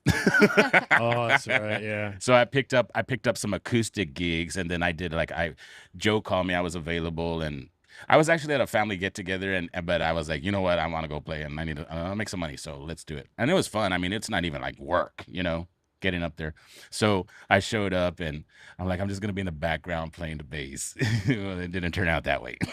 Nice. So I walk in, and of course everyone's like, oh, I already wrote it, and pictures and whatever, and then you take the break, right? So, but it's fun for me because I don't have to front the band, right? So it's different. Yeah. And I'm so used to I was always the piano player in my granddad's, and then the production. Whenever we had to do our own production, I ran the whole production, and I would drive the trailer and the bus and whatever, like, you know, to get there, or the Suburban or the truck, whatever we were using at the time. So like to be able to do that, like if you called me and said, hey, we're thinking about having some piano, are you available on this day? If I'm available, I'll do it. You know what I mean? And it's more fun for me to sit there in the background just kind of playing, because I don't have to. It's a lot of work fronting a band, dude. It is a lot, and that's a separate skill from being, you know, a singer and a front man. It's really hard to. You have to be really engaged and aware of like what people are doing, and like you're always kind of watching the song's not working or the style isn't working, and Yeah. you know, do you have them engaged? How do you get them engaged? What do you do if they're not cheering for you? Like, yeah, it's a lot. It really is. I think that on top of being musically inclined, that you have to be a people person, and you have to be an entertainer. Yes. And you have to be able to crack some jokes. Sometimes you have to be able to make fun of And yourself. you can't be scared to look dumb. Right. Like, You 100% can't what be it scared is, to look yeah. dumb. I mean, I posted a little clip of we were at Charlie Crockett at San Benito at the Hog Waddle, and Eddie played his part on the solo, and then Cookie played his part on the fiddle, and then I was just kind of in the moment, and I was just having some fun, and I forgot that it was time for me to sing. So then I was just like, oh, We're and all then waiting on I made a joke. I was like, oh, is that my fault? Is that my fault? And everybody laughs, and you Yeah. just got to go with it, right? Yeah, And then some people are like, no, you got to be more professional. Whenever there's a mistake on stage, you don't break character. You don't make a face. You just keep going, and we do that. But sometimes you have to be like, oh, she messed up. She played the Yeah. wrong part.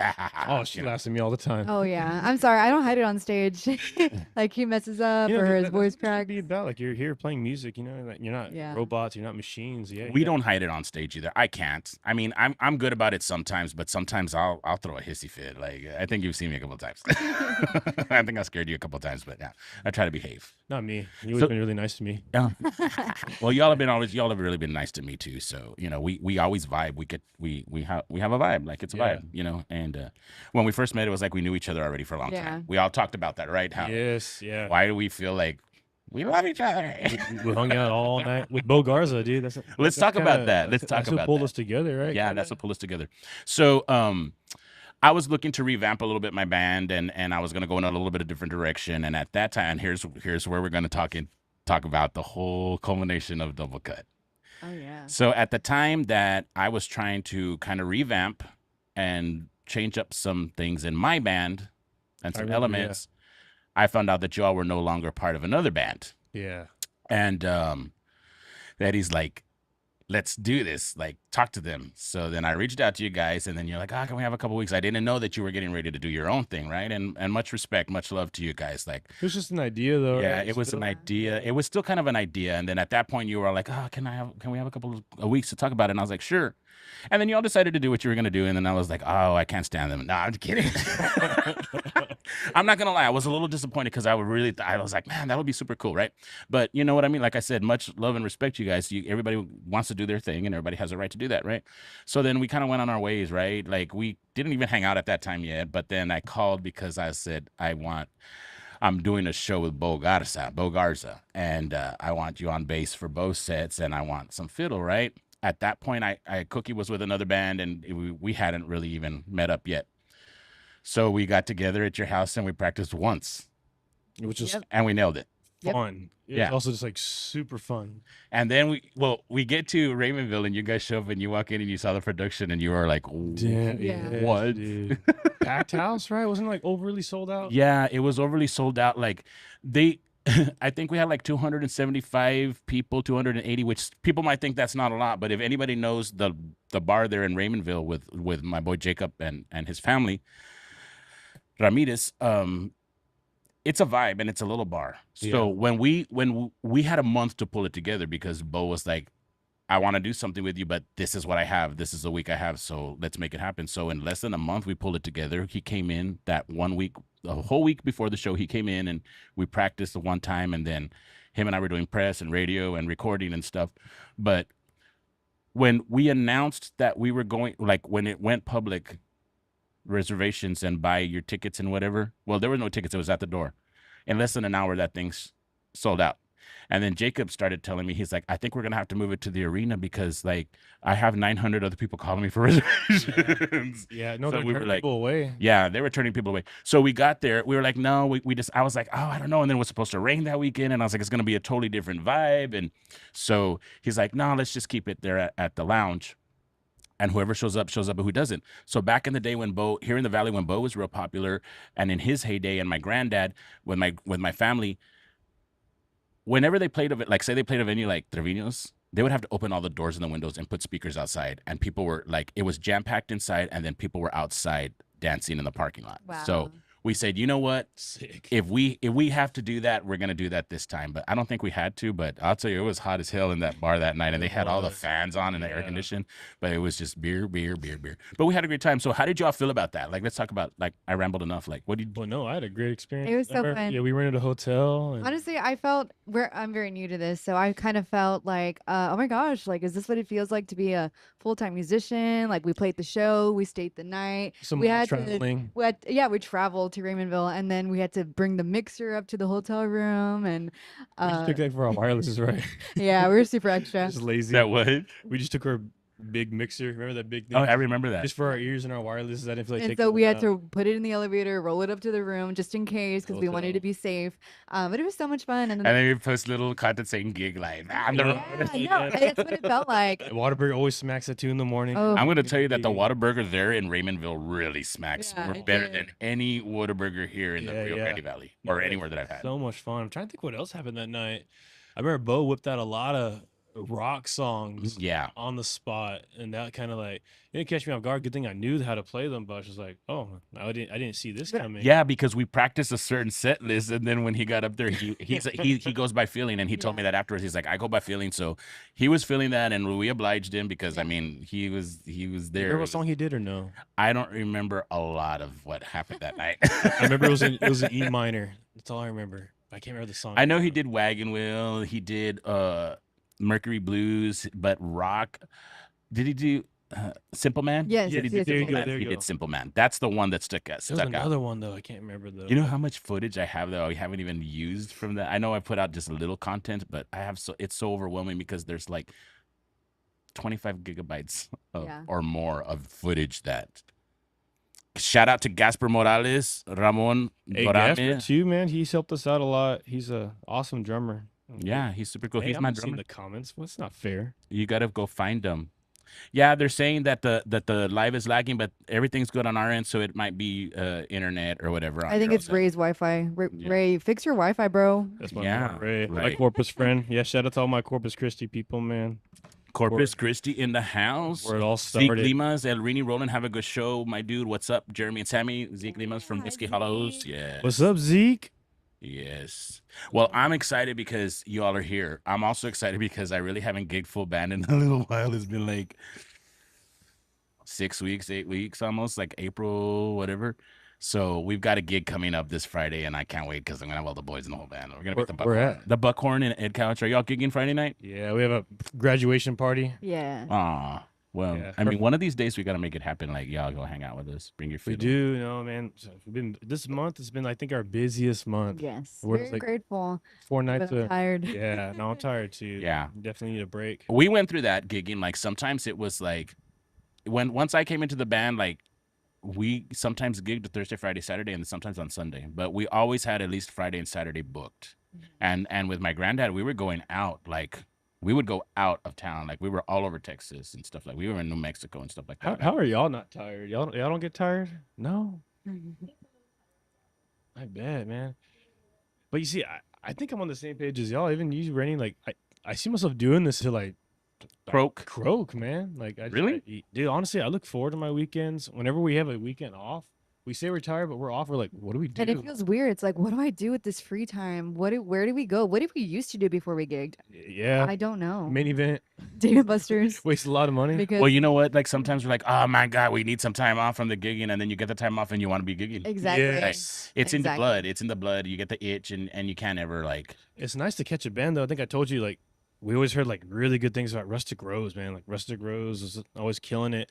We never got to see them until like recently, right? Yeah, we've been we're like just- 3 years doing this, and we barely got to see 'Cause them. we're off Right. for the first time in like a long time. well, I know that a couple of times, like, when you, even though you had gigs, like, before or after, like, you would, like, if I was here and you were in the area, you all Oh, would yeah. pop in Oh, and yeah. catch We did. like 15, 20 minutes. That I was fun. appreciate that. That was Like, fun. that's That was always fun. Yeah. And then you gigged with me a couple times, and then you've done production for me a couple of times. Those are Yeah. always really fun times. Although one time Jeremy ran sound for you. Which was fun, but which was bad because my hands were available. So they were available to do things. Yeah, but it's all good. It's all You know, good. when you're playing bass, your hands are more occupied. Right. No, Stuff it's like good. that. You know what? Let's go ahead and we're gonna throw it to a song here. We play some songs from local. I feature local artists, and I think the first one we're gonna do right now is a Rennie Rollins song. Nah, I'm kidding. Fragile. Fragile. We'll get that one, but Did I say it right? No. it's frágil. I'm, Frágil. oh man, I'm gringo, guys. You're a gringo. You're not a full-on gringo. I'm You're- half. You're coconut. Yeah. Very coconut. Yeah. It's all right. So am I. Okay, so we're gonna go ahead and we're gonna throw it to what am I gonna throw it to? Let me see. To Madeline Victoria. We're gonna throw it to Madeline Victoria. He only loves me on the dance floor. So y'all check this out.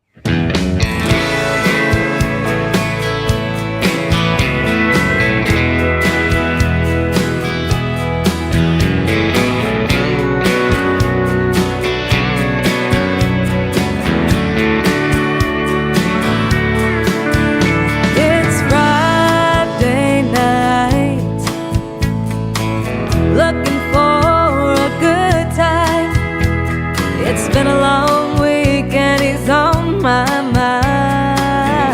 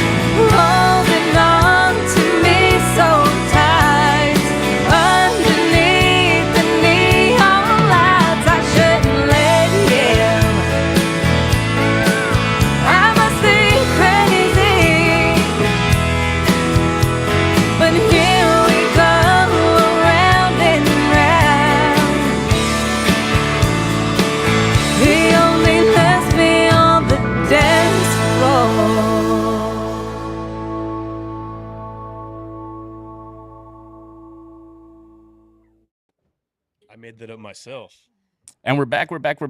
That was Mel and Victoria with He Only Loves Me on the Dance Floor. You know, here at Really Rollin', I like to feature local artists from the 956.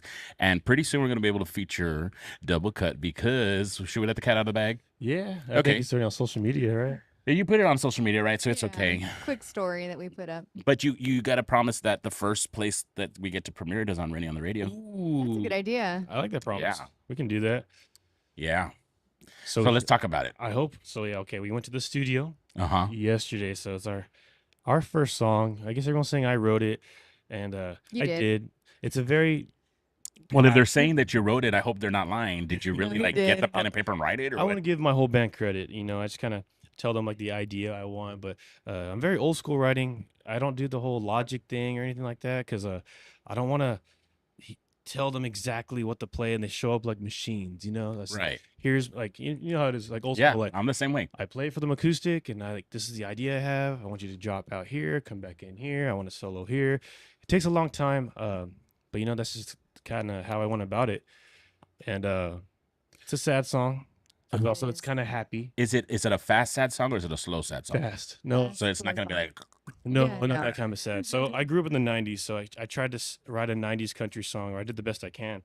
But no, it's also a happy song because the song's called "Made It This Far." okay. So it's about me, you know, kind of measuring my success and not saying it's better than anyone else's, but for me, I just never thought I would be Where you're at. where I'm at in life. Yeah. And that's just what it's about. And it's like stupid things. She makes fun of me all the time. What? I always get happy that like, is this our house? Like I get all like, wow, do I actually own a house? And You do, do I bro. have a nice Well, I mean, you're truck? paying to own a house unless it's paid off. I mean, I don't know. No, Is it's not that is, paid off. okay? Well, but it's yours. It'll be yours someday, right? But you know, I guess growing up, honestly, and I hate like I always say this about myself. I was kind of like that typical like metalhead. I don't want to say loser, but you know, I just imagine myself just being like in an apartment my whole life, and my parents and my whole family like kind of give them a hard time. They didn't think I would graduate high school. Wow. I would I hardly mean, go to he class. almost didn't. Like was a you bad didn't like kid. you're a bad kid. Like you were like I wouldn't He say was troubled. I was Red lazy. troublemaker? No, I wasn't a trouble. I was a class clown. You know, Okay. but, you know, We my can teachers tell. liked me though. all yeah, your teachers liked I you. took orchestra very seriously too. Mm-hmm. You know, so I had my thing going, but yeah, it's just kind of lazy. I didn't care. I didn't know what I was going in life, and then coincidentally, I got a scholarship at my community college, Wow. like full ride. So Okay. I was like, may as well just go for it. Like, why not? And then now it's just like, wow, like I moved away from my hometown and here I am now. And so, yeah, that's just kind of like what the song is about. Just kind of me trembling through all this, you know, what people are telling me what to do and like, where am I going? And then here I am now. And I'm just like, dang, like, I'm proud of myself, I guess. Awesome. So it's a sad and happy song. It's a sad, happy song. You said that you moved from Corpus, that your hometown. Do you have any family other than Samantha here in the valley, or? are No, you- she is my family. So Her parents what are my what family. compelled you to move from Corpus to the Rio Grande Valley? So in Corpus Christi, there's no. I studied classical bass. I have my Okay. degree in classical bass, and my teacher is a cello player, and she's awesome. I love her to death, Miss Sturman, and she really advised me that I need to come down here because there's a bass academy down here. They didn't Okay. have any bass teachers in Corpus Christi. Even at the Texas A&M University, there's no bass teachers. It was just a cello teacher. So she told me you need to expand and study with the bassist. So I came down here when I was 19 for like a camp, a double bass camp. Okay. Blew my mind. I was like, I want to be here. Like Uh-huh. phenomenal players, like really things I never thought you can do on a double bass. So that's where it all started. I emailed the professor. I auditioned. I moved down here, got my own apartment, and yeah, that's the start of all of it. How long were you here before you met Sammy? Oh, like How two. long? a So I year. moved down here when I was 23. That's Uh-huh. crazy, man. Can't believe I almost been here for 10 years. I was 23. I started talking to you when I was 25. But he started liking me when he was like 24. Hey, she told me she was 18. I swear to God. She told you that you were. You I told him you were did 18. not. I I did believe it. not. She was I believe 19. I just tell people that. So I was 25. So As long as she 2 is legal, years? bro. It was 2 years, right? Yes. Yeah. But I mean, before we started talking or before we met, but he was eyeing me as soon as I got there. I was like fresh meat to him. No. And it was a feeling mutual, or did you? It was something that had to like blossom. No, it was mutual. So right away you were like, It's a funny story. We had a mutual what's friend. tell it if you want. I mean, that's You don't what we're mind? here for. I don't Our mind. love story. I mean, if Yeah. I start snoring, then change the subject. Well, honestly, I think our love story could be a movie, but I'm probably just being a girl right now, all cringy. But It's a movie. I started It's a fairy college tale. when I was a freshman, and we had this mutual friend, Clyde, Clyde, get her. and he told me. So I know somebody that he was very high school, by the way. Now that I think back on it, I know someone that likes you, but I'm not gonna tell you who it is. Oh God. So he tortured me all year. Hey, but he's being my friend. He doesn't want to sell me Yeah, out. he never you know what sold I him mean? out. He never 'Cause did. Also, I did not want a relationship. I was very like, I need to finish school because I was taking school very slow. I was taking like 2 classes at a time and stuff like that, or 2 important classes at a time. I had to fill up my schedule, but I didn't. I was kind of scared of a relationship at that Yeah. time. I mean, who isn't scared of a relationship, even when it's all shits and giggles? Yeah, So no, he had my back. he did. He was a good friend So to he was you. kind of being your wingman, but he was not like really like going full speed. He Yeah. was like planting. Yeah, he was yeah. planting little breadcrumbs Yes. for you. No, but he still liked to mess with me. Like I was practicing one day and I was grinding, like going hard in the practice room. God, just kidding. And then he just like walks in like, "Hey, Germ, have you met my friend Sam?" And I'm like, God, dude, he's messing with me. You know, But like, was he there? Were you there or no? He was Yeah, just- I met him, and what? well, And there's then, 3 of us in there. Yeah. Are my base friends? I love them all to death, dude. Like we used to like sleep in the practice rooms Oh and my like want to be gosh. like, "Hey, you gonna practice? Yeah, for how long? An hour? Can I take a nap in here while you practice? Sure." Like that it was awful. yeah. that- Also, his friend squad, they're all bass players, all guys. All they did, they were glued to each other. Dude, we're And like chicks, bro. It's like I and- gotta pee. I'll go with you. And all 4 of us. honestly, there was rumors like, "Damn, are these guys like secretly dating each other or something?" 'Cause you never saw them with girls. There was just them. Dude, my apartment was boys only, bro. Yes, and Are you kidding? they would go over. Let's to talk his about that for a place, minute. and all he would do was watch bass videos. Like you'd think, oh, they'd be hanging out with girls, they'd be doing, Doing this stuff. drugs. Nope. Like you were like music geeks, like band geeks. Yes. Hardcore, man. Like, and my friends are like super hardcore about it. Like, they'll be like, "Dude, why is he using that fingering?" Like things like that. No, dude, it was super bad. So there was no girls allowed. It's just me and my 4 boys. You know, Gabe Ramon, Andres Vela, and then You all were the John he Archer. man woman haters club. Dude, pretty much, man. And I guess like honestly, why I felt kind of started taking it more seriously because 2 of them moved away to get their master's degree. So the squad broke up, and I was like, So now he had time, I guess. I need to fill this void now. You So that was it. So he just tortured me to death. Then finally, it's like fate brought us together. We enrolled in the same guitar class because we had to learn the other instruments right for our degree. Mhm. And he sat next to me. And in my head, I saw him and I was like, I hope he sits next to me. I hope he sits next to me. And he did. And also, since I knew this is these method classes, right, where you're learning how to get the basics of the instrument. So all the band geeks were in there, and they could not play. And you know, that's not their instrument. They're like, flute players and all that Right. stuff. But since me being a string player, is like I can get around the guitar a little bit. So I was in there like showing off. He was showing off. He was a Yeah. teacher's pet. Teacher would always call on me to play the examples. And I'm Yeah, like, I "Oh, had dude." to ask And you're for some like, tutoring. Yes, because it's like easy music, and I was like, dude, I can see that about you a I was little like, I bit. can Being read these cocky. quarter yeah. notes right now on the spot or whatever it was. He was a show off. But And he it- was just I trying to get that a impress little me. bit. I get that. A I little was bit. trying to I get impress that a you. little bit. Yeah, I gotta show you a video of what we did for our final exam. Like I had to. We talked about that, but I forgot the story already Yeah, because I it was a hate to while say it back. on camera, but she put a jacket on and I stuck my arm. Yes, I remember that. I think you showed me something like that. It was so funny. funny, man. Yeah. You? So let's talk about you for a little bit because Okay. we're getting the story of. Wait, of I'm not Jeremy. done. Okay, go ahead. Just kidding. Yes, We'll come right back. Hold that thought. So you're from the Valley always? I or- am. okay. Yes, I was born in Edinburgh, lived in St. Juan, went to McAllen for school, graduated from there. And you, TRGB? You changed. How old are you right now? I'm 25. 25. That's probably why we didn't know each other until we met each other. 'Cause I'm way older. I'm old enough to be your dad. That's so freaking weird, right? Yeah. Your kid's like 24, right? Huh? Your son? He's 20. He'll be 21 in a few weeks. Oh, he's 20. Oh, okay, he's still young. He'll be 21, yeah. But I mean, it's weird because I don't feel like I'm 48 hanging out with a 25 and a 30-year-old. Like I just feel like we're all like 25-year-olds. Yeah. No, I feel that too. That's a good thing. I think that's that French has no age. Ah, oh shit, that's a song. I still, dude, I still hope I act like you when I'm older. I really mean that. Is it like is that the supposed to music, be a right? compliment or like Yeah, I don't yeah. know because sometimes I don't know. Even I told Bo Garza that, dude. Like, Bo can really act youthful. I think he's like 68, right?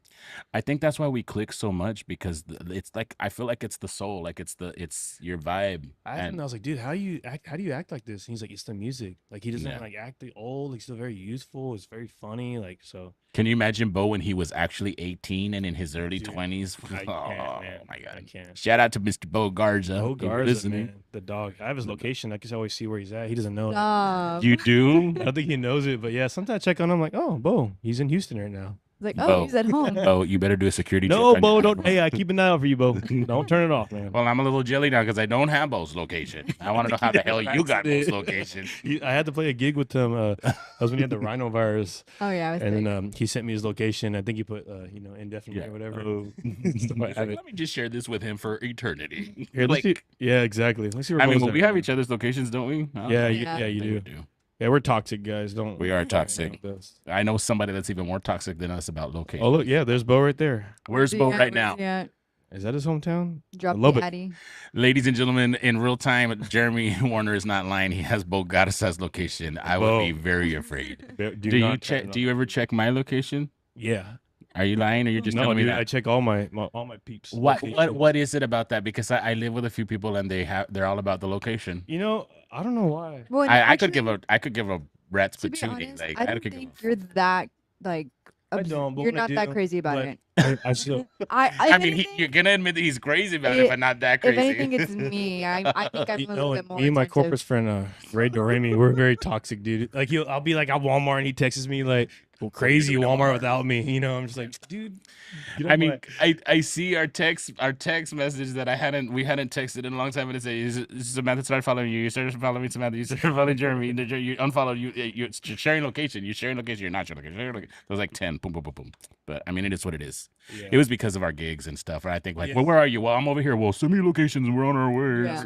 That's what helped. We're gonna have some fun. Especially when it's like out in the Goonies, and that was like the gig I did with the Bo. It was like way out there, like you know, I call it the sticks, the stick land, And the SWATs. Oh, Yeah. when it's the ghetto, I call it the SWATs. It wasn't Like, ghetto, the SWATs. but I like that. It was a really nice house. But yeah, it was like out there, like where you're like, am I going the right way? Mm-hmm. You know, there's no address or something like that.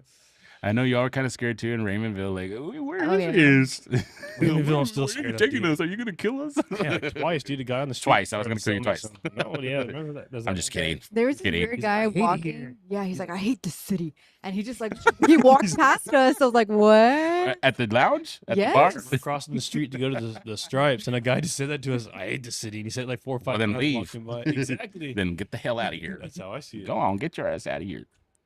So let's finish about you. So Edinburgh, you lived in Edinburgh for your whole life. Most of it. Yeah, the valley, one. San Juan. Yeah. Yeah. So when you met Jeremy, were you still living at home or were you like on your own? I was still living at home, so I come from a very traditional background where I'm not allowed to move out until I'm married. Yeah. And I had a curfew. He had And to. toxic.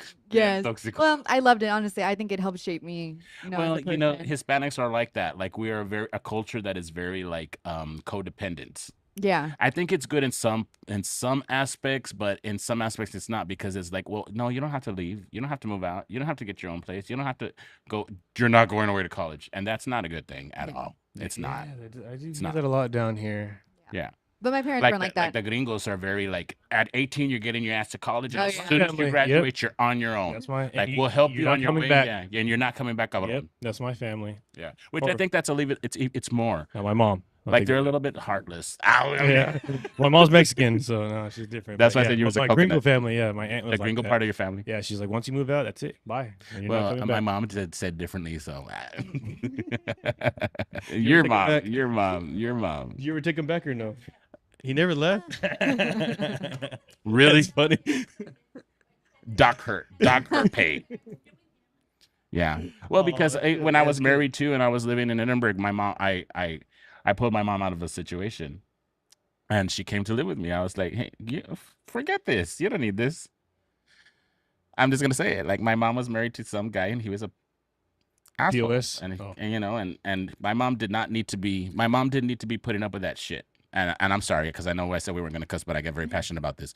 So she put up with it for a little while, and we saw it. And at one point, I was just sick of it, and I went and emptied the trailer, our equipment trailer, and I drove to Mercedes down the street. with my brothers, and we backed that trailer in and we loaded everything. I said, "You coming home with me?" And she came home and she lived with me. I was like, as long as I have a place to live, or as long as I'm under some roof, you're always gonna, So sometimes you got to do that, right? So, Yeah. so sometimes it's the parents pulling the kids out, and Yeah. I was pulling my mom out. So I'm glad your parents did that because it was nice, and also it gave me I had my countdown, like I gotta enjoy these last. Wow. Well, maybe 6 if months. they hadn't have done that, things would have been very different, and you all wouldn't have gotten together. right? Exactly. Like if you would have been like, no, if they were like, no, go ahead, and then maybe you would have met somebody else. There's the scenario is so Yeah. like winding roadish. Like No, there's so many I other. never- Special, right? Yes, and then so that's why when we got married and we bought our house and we actually got to like spend the night together on our wedding day, like it felt special. It felt weird. It was I weird. woke up, I was like, Oh my god, what I are you need to doing tell here? you, when on the road trip to our honeymoon, I had anxiety. I felt it was the day after we got married. We're on the road to Galveston to get on a cruise, and I'm just like, oh my god, this feels off weird. Like She's freaking me I was out. freaking out. I had to Call your I mom. had to call my mom. I was like, Mom, am I allowed to do this? And I'm like, yeah, no. Mom, it's our wedding night. Am I allowed to do this? No, I guess. It really was, man. That's crazy. That is so crazy. And I don't know. It's super behind on the TV. So, well, when it lags, does it like when you rewatch it? Does it like catch up? No, everything's perfect. Oh, it I does? don't know why. Okay. Yeah, that's why I was speaking to some technical person about this, and they're like, it's the internet, it's all of that, it's the Wi-Fi and stuff. So I was like, well, okay. Oh, okay. Because then I was telling her, like, when the live ends, and I go home, sometimes I'm watching it on the way home, or like I'll get into bed and I'll watch it. It's perfect. And then if there's anything that needs to be fixed, I edit the show and then I'll send it in the morning to Tejano Television. Who does your snips? I do everything You on do? my own. Damn. Yeah. Wow. Dude, you're Yeah. busy, Kicker. I see you all the time, man. And all your Dude. posts, I'm just like, I can't even keep up. I'm like, your life seems dizzy to me. Well, and that's because in November I quit my day job so that way I could focus on the music and all of this. And Yeah. dude, it's I mean, I'm not gonna lie, like, no, I am busy, but a lot of times it's I procrastinate a lot. So I do too. yeah, I'm a Yeah, we procrastinator. know. But all the podcasts, I feel like you're doing like, all these radio stations I've never seen before, all these people and then your Right. songs and your covers. Well, I mean, Yeah, that's dude. crazy, right? Because Rennie Roland on La Ley 102.5, that my music isn't even that genre, and they had me on, and Wow. shout out to Pepe Le Pew Mm. and Yuri en Vivo, and what was it called? Prende el bote, prende el bote, prende el bote. Why do I laugh like that? I don't know. It's scary. I think it's I scary. do that a lot. Like when we hang out and we're having fun, I'm like, I have an evil laugh too. you do. Do you? Yeah, You I have do. like a But I'm not hyena scared. laugh though. Not you sound like the demon. I was like, Yeah, you do get that when Yeah. when we're having a lot of fun. I'm a Bart Simpson, honestly. You are. You're a little. You're a little character. He is. I was just telling him like, oh my god, he was so embarrassing yesterday. I know. What did you Sorry. do? He was just shouting stuff off. Oh, when stuff we were here? out. Yes, when we were here yesterday. Yeah. Well, let's talk about that for a little while. So then, what happened? And then we'll talk about it. Okay, so yesterday we are here for Jamie Uriel's fundraiser, Yes. which was so nice. Yes. But Southern Ashes and Rustic Rose were playing an acoustic set, and all you hear is my husband over here yelling, "Take your shirt off!" Yes. And I'm like, Yes. oh my god, he's so embarrassing. But Matt's like that too. Like Matt is always he's like a barrel of monkeys in one. Like he's super funny, and he's Yeah, he another is. person who knows how to joke and about himself. Like like no, it's he's always an fun. entertainer Like for one sure. night I remember when Eddie first got back into doing the acoustic stuff because he had gone away from the music for a little while, and he had a gig at Ranch House. So I went to go support him. I hadn't seen him in a little while, and we hadn't talked, and all of them showed up, and so Matt's like, let's take a picture. And I was like, okay, but you want to play? And he's like, yeah. He's super cool. He's down for anything.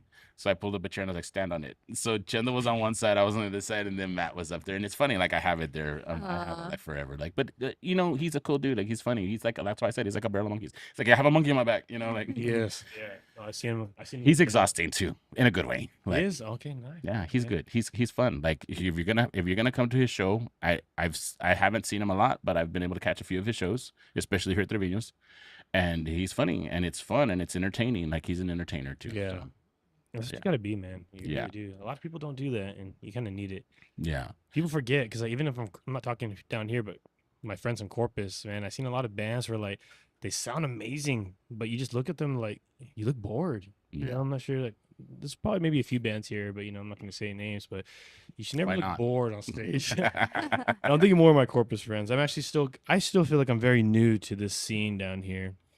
Well, Yeah. okay, because we were going to talk about it a little while ago. We didn't because the ADD kicked in. Do you have ADD? Undiagnosed? No, it is ADHD. no, it's ADHD. diagnosed. I do. I have it. Oh, too. okay. Yes, no, I do. So I Sometimes I jump can control around. it. I can't. Sometimes I cannot. But you know what helps? Like, I have to do one thing at a time. Like, if I practice or anything, I have to turn my phone off. Like, it's just like I have to literally give myself no distractions. Do you know how many times I got on my phone and my iPad to do the promo for this show and I went somewhere else and I was like 15 minutes later, I got to get back. I do that. I'm real bad, real bad. And I get overstimulated. Like I can't be around sound check. Like call me when you're ready for me. And I'm not being a diva. Like I'll lose it. Like, yeah. So, but anyway, so we were getting back to the inception of Double Cut. So, I mean, we don't have to say names if you don't want to. I mean, but it is what it is. You're Yeah. not talking smack, right? So let's just I think I say, know where it's going. yeah. It's, Do you want to do it? Yeah, sure. Just put it out there. It's history. It's history, and you can't like we have some history in our family that I mean you can't get around it. You have to say. Don't do this. Oh, okay. Oh, I'm it's like sorry. rattling or something. Yeah. It's because I have restless leg syndrome, so I've rattled this stool so much that it's loose, and now you can hear the squeaking. So let me stop that. Thank you, my producer over there behind the scenes, my camera woman. It was kind of relaxing me.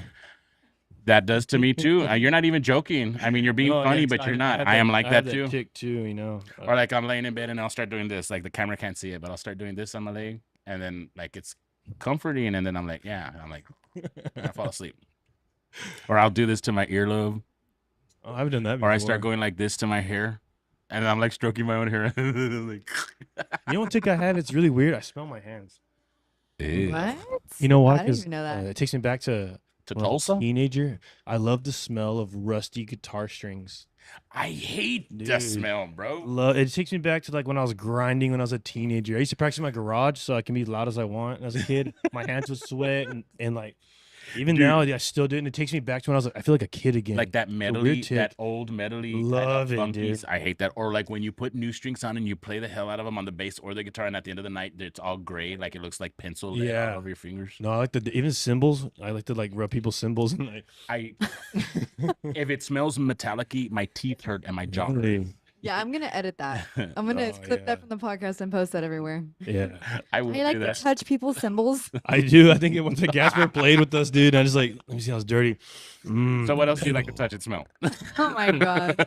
Yeah, I guess that's one of my best senses. I guess. Your spidey senses. dude. I know what you're doing. You're deflecting from the real thing that we're trying to talk No, about. yeah, sorry. I'm joking. Yeah, you remember last time when it? No, I was kidding. I remember a lot of things, but we'll talk Yeah. about that after the podcast. 'cause Cool. I know that you all are also teachers. We'll talk about that in a minute, and you have a lot of students watching. So I We're trying to- might. you might not. My I sisters mean, better be in bed. I know it's too it's early, 7:54. actually. What I kind of thought are it you, a was military late, dad? Yeah. Calm down. I already had a student message me saying, "Never No. forget me. Please remember me after you go viral and get millions of followers." We're not gonna be viral. What instrument? Hey, don't ever say Shout out that. to America Violin. My violinist. Don't ever say that. You never know. Like, hey, I thought I went viral when I went to Penigilly in Fort Worth, and I did this like nationally syndicated music show, and they featured me and I sang, and I posted a clip of it on TikTok, and I got 27,000 views. Oh. So I was talking to my friends, and like I was like, bro, I went viral. They're like, really? You got like 100 and something? And I was like, I got like 27. They're like, no, like technically it has to be at least 100,000. Oh, you know, really? There's like a rule. views. Yeah, You for know- it to be considered viral. I have a dumb TikTok that has 1 million views. How did that happen? But you want to know what the TikTok's about? Is it the? It's the baby plushies? Yodas. Oh, So back in the day, 2020, COVID time, yeah. there Costco had a bunch of baby Yodas for sale. All I did was record them, and it went viral. I don't Let's know. see. I don't know. Because they were Yodas? Ye- You're gonna be yeah. disappointed, kicker. I'm going Where to be is this disappointed. video? I was disappointed. Y'all never disappoint, bro. It's I mean, a we really can't talk dumb about video. that, but yeah, you never disappoint. Oh wait, I don't even know what account. I have like so many TikTok accounts. What? I do. Our cat has a TikTok. Yes, please follow my cat. You also have Sammy Fiddles, and we'll talk about that in just a little bit. So while you're looking for your phone, we're going to go ahead and we're going to throw it to another song Cool. by Jimmy. Oh, I Jack- found it. Okay. well, go ahead. 2.2 million views. Let me see. That's all it is. That's all it is. Look. Be honest. 2.2 million. Can the camera see it? No, or maybe. It's just a video of Baby Yoda plushies At Sam's. Dumb. at Costco. At Costco. Shout out to We love Costco. Costco. Costco sponsor me. Costco, yeah. Yeah, sponsor me too. I need some new underwear. So now we're gonna throw it to Jimmy and the Heathens. This is Jimmy Jack Lawrence. I like it. I like it a lot. I like it all of it. I want some more of it.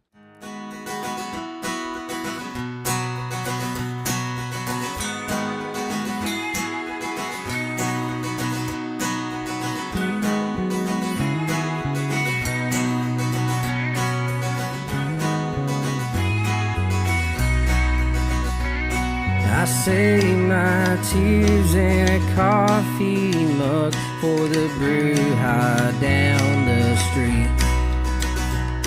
She said I drank my whiskey neat to kill the good in me. The preacher prays for my soul. I never asked him to. My mama's up in heaven begging God to forgive all the bad I do. The bad I do. Bad I do.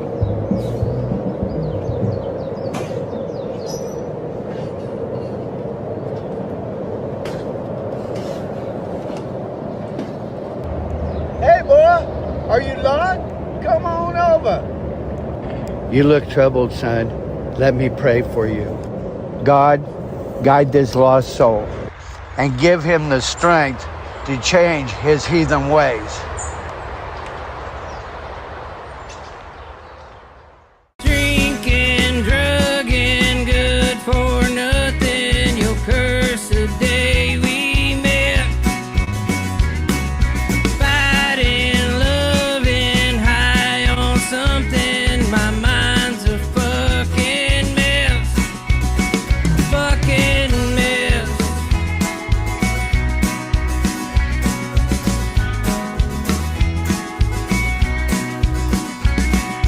When I die, save your money. Don't spend it on my grave. Just mix my ashes with some honey. Let the bees take me away. Good deeds won't save my soul. I'm on that lost highway. My mama's up in heaven begging God to forgive my wicked ways. My wicked ways. My wicked ways. Drinking, drugging, good for nothing. You'll curse the day we met. Fighting, loving, high on something. My mind's a fucking mess. Fucking mess.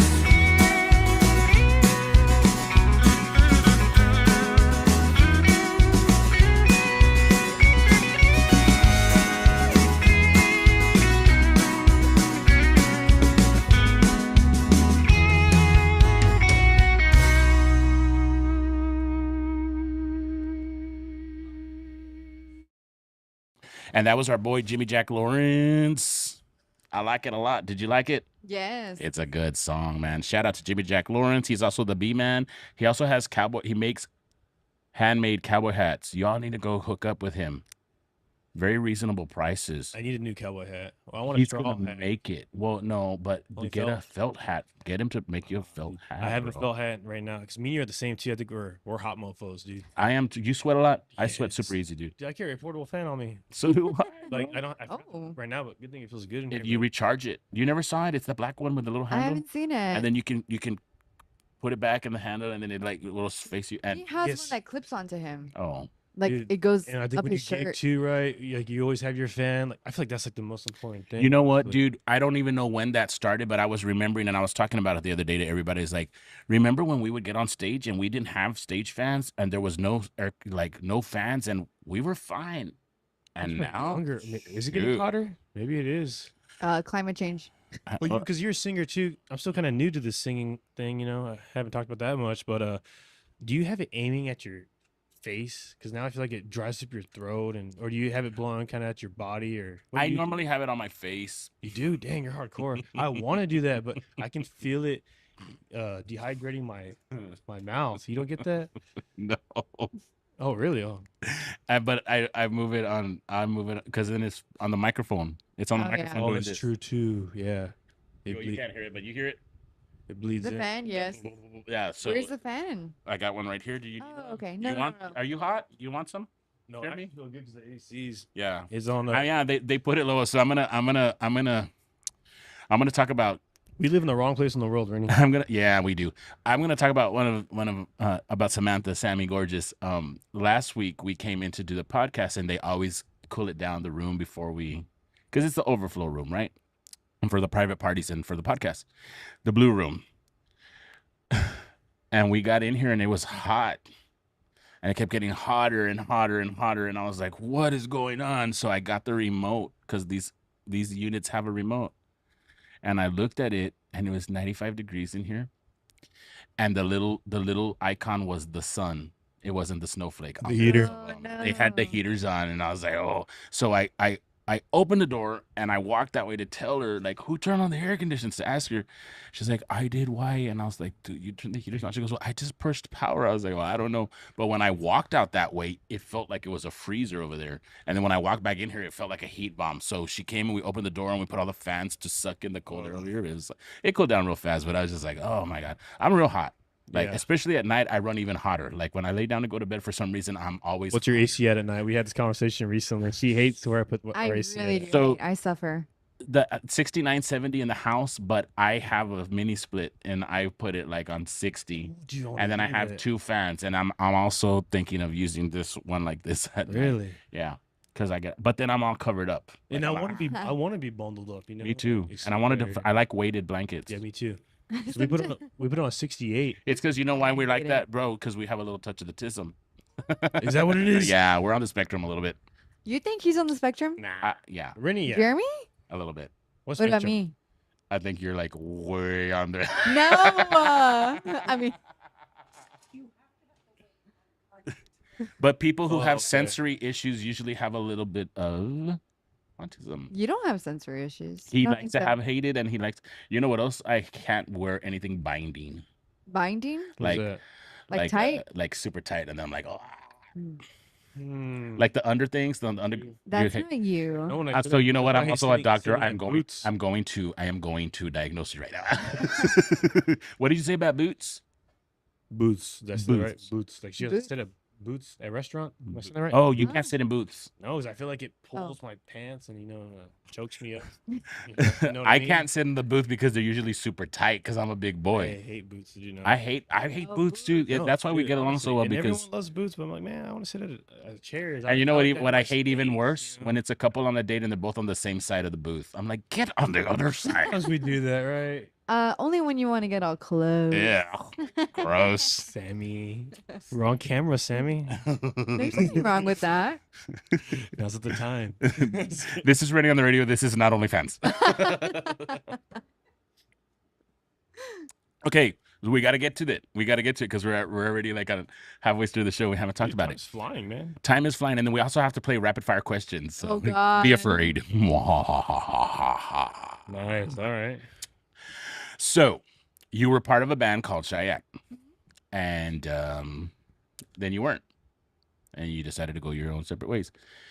It's so crazy how things work out, because before the show started, when we were doing the pre-warm up, or we were getting to, like you said, this is actually the anniversary day of the day that you all quit that Yeah. band. Yeah, it is. So how can we not talk about it?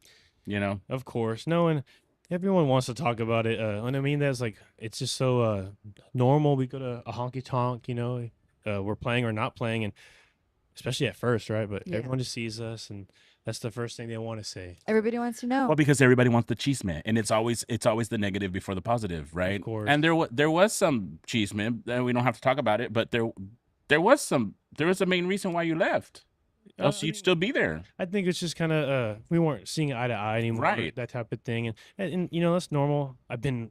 This is probably like I don't know how many bands I've been in. You know, I'm not sure how it was with you, but no, I know it's just kind of like how the It's cookie getting serious crumbles, because I'm right? standing up.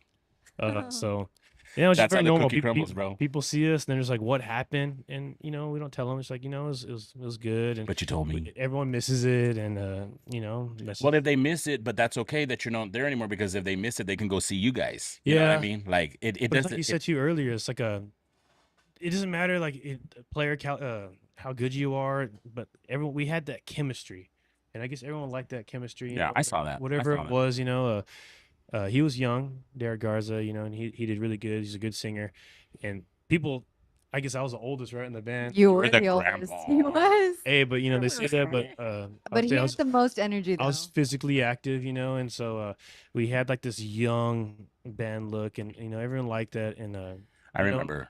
I'm sure he's doing good now, and he's you know, but Yeah, I mean he's doing his deal. I mean to each their own. There's a lot of business for everybody. That's the thing. Like Yes. I'm not trying to make anybody look bad here, but there's a story to be told, right? Yeah. And we've talked about it several times. And then it's even hard. Like, do you talk about it because then are you gonna look like the bad one for bringing it out? course. No, and that's the thing too. It's just like he probably doesn't know this, but I still see Cheyenne as a piece of my heart. It really was. Well, you all were a part of it. Like you all 2 formed that years. together. Yeah, we felt like we did. So, you know, I wanted him to do well and be successful, and you know, I felt like that was still a part of me. In a way, it's like kind of like me and him. Like I don't want to get weird, but like we raised a child together. And so, you know, so, It is what it is. I saw Derek's like my little brother, man, and we haven't spoken in a while, but in a lot of ways, it all started back with her uncle Buzzkill. That was because I'm very I new to remember the that. valley. I always thought it was your uncle. That's why I asked earlier, like if you had other family, but it's your uncle. Yes. My uncle, yeah. You come from a musical family, I do. and even your dad. And my mom. Killer And bass your player. mom. And my sister mom plays plays cello. guitar. Yeah, she does. I don't come from a musical family.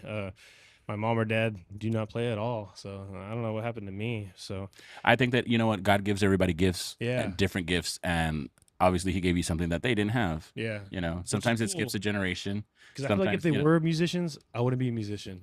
I was very like always wanted to be different. So I feel like that's what made me feel. So you would different. rebel against Yes. them if you yeah. I was very rebellious for sure. Very rebellious. You know, I was gonna say that. I was gonna kind of go back to you know, but the one thing I do want to say that was a very positive thing about Cheyenne is I think that was the band that really exposed me to the scene. You know, because I was very underground. I moved down here and I just wanted to stay with school and classical bass. I thought I was gonna be in a major orchestra or something. That was my idea, but I realized that wasn't for me. You know, I don't want to be. It's too professional for me. I like playing loud music. I love you Right. know, doing stuff like this while I'm playing. So, yeah, very grateful for Cheyenne Yeah. getting me out there. And Yeah. But you have to and you have to look at it this way. I didn't mean to interrupt you, but if you wouldn't have gone through what you went through with Cheyenne, you wouldn't be where you're at now with your own band, and you wouldn't be, you know, yeah, doing and you're in actually, this recording studio. You gig all the everything, time. yeah. You're doing you know. you know, You have, once we settled down, we stopped playing with Cheyenne. Dude, I played with like I want to say 6 bands that Yeah. summer. As Like- soon as the news broke out, everybody started contacting us and like, hey, Yeah, can you help I us? played Can you with fill in? you, Can I you played do with this? Brody, Midnight Run, Desert Bloom, like not Rustic Rose, Southern Ashes. Southern Ashes, yeah. So it got busy, you know. And even I give props to Derek because he's the one that kind of brought the fiddle out, and Sammy. Oh yeah. Sammy was strictly classical, and that's all Yep. she did. I didn't want to fiddle. I never imagined myself on stage. Honestly, I didn't know that was possible. well, the way you act on stage, I don't believe that. Well, Oh, it was on I mean, it is what day. it is. I mean, I'm being funny about it, but yeah, I mean, you're like a natural. Like She you get is up there, and, natural. you know, and She Well, I'm a smiles, she Leo. grooves. my zodiac sign. I'm a Pisces. Oh yeah, mine. I know. What are Nah, you? I'm just I kidding. know you know. He's a Scorpio. What was the first song you played on Oh, fiddle? okay. So that's actually a good story. And you know, regardless of Cheyenne, I'm very grateful for that experience and Right. for Derek. And if it wasn't for him, honestly, I wouldn't have played fiddle. Because guess what? He came over. He was was the practicing First with, band practice at our he was house practicing without with Jeremy. you. And you know what? I was a housewife. I was like, do you guys need waters? Do you guys need anything? That was my my job at the time. Which But he then, didn't get us waters on, actually. I believe it. I believe it. She's like, the Get fridge your is right dang there. water. Get your own dang waters. I'm like, I'm trying to watch TikTok. Yeah. Anyways, he found out I played violin. He's like, I want to hear it. I want to hear it. Play something for me. And at the time, I actually didn't even have my violin. I think You it had was, a it was viola. at the shop. I left it at school or something. Uh-huh. I only had a viola at home. And he's like, I don't care. I want to play something for me. I'm like, okay. So I type in Google Amarillo by Morning. Yep. And I played Amarillo by Morning on a viola for him. And he's like, that's it. You're in the band. I'm like, huh? And guitars and Cadillacs, too. Oh, yeah. Found that Well, one. you know what? Like we had a fiddle player. Her name was Ruby Martinez. She used to play with my granddad, and she played with us, and she's played with several other bands. Like she was a part of Southern Ashes for a long time. I think she played on a viola. Really? Yeah, because it was a little bit bigger, so it sounded different. It's like a violin, but it's just a little bit It's bigger. bigger. Yeah, it's And bigger. deeper. Yeah. So But it's supposed to be different tuning. Did she tune it to a violin? I don't know because I don't know anything about fiddling. I tried to learn how to play fiddle one time, and it sounded like a dying cat. It's hard, dude. It really is. Like that's something I wish I could do. Violin is a very difficult instrument. Yeah. All classical instruments, I would say. Sure. You know what would be super cool? She just dissed my double bass. That's why. Oh. If y'all stop looking at each other like that and get back to the show now. No, it would be super cool, like because you got your own style and you know certain music and you do certain style, but I do something a little bit different. It would be cool, like if we like practice a few songs, like jam together, like one time that we're not all gigging. Like if I have a gig and you're off, or make it happen, like we do a double cut reading roll, like you know what I mean, like I that'd be love super that. cool. I mean, because it really was fun, the Bo Garza thing. It was. Like we were like rock stars. Like that's how it felt. Too much fun. It was too much fun. And then Zeke.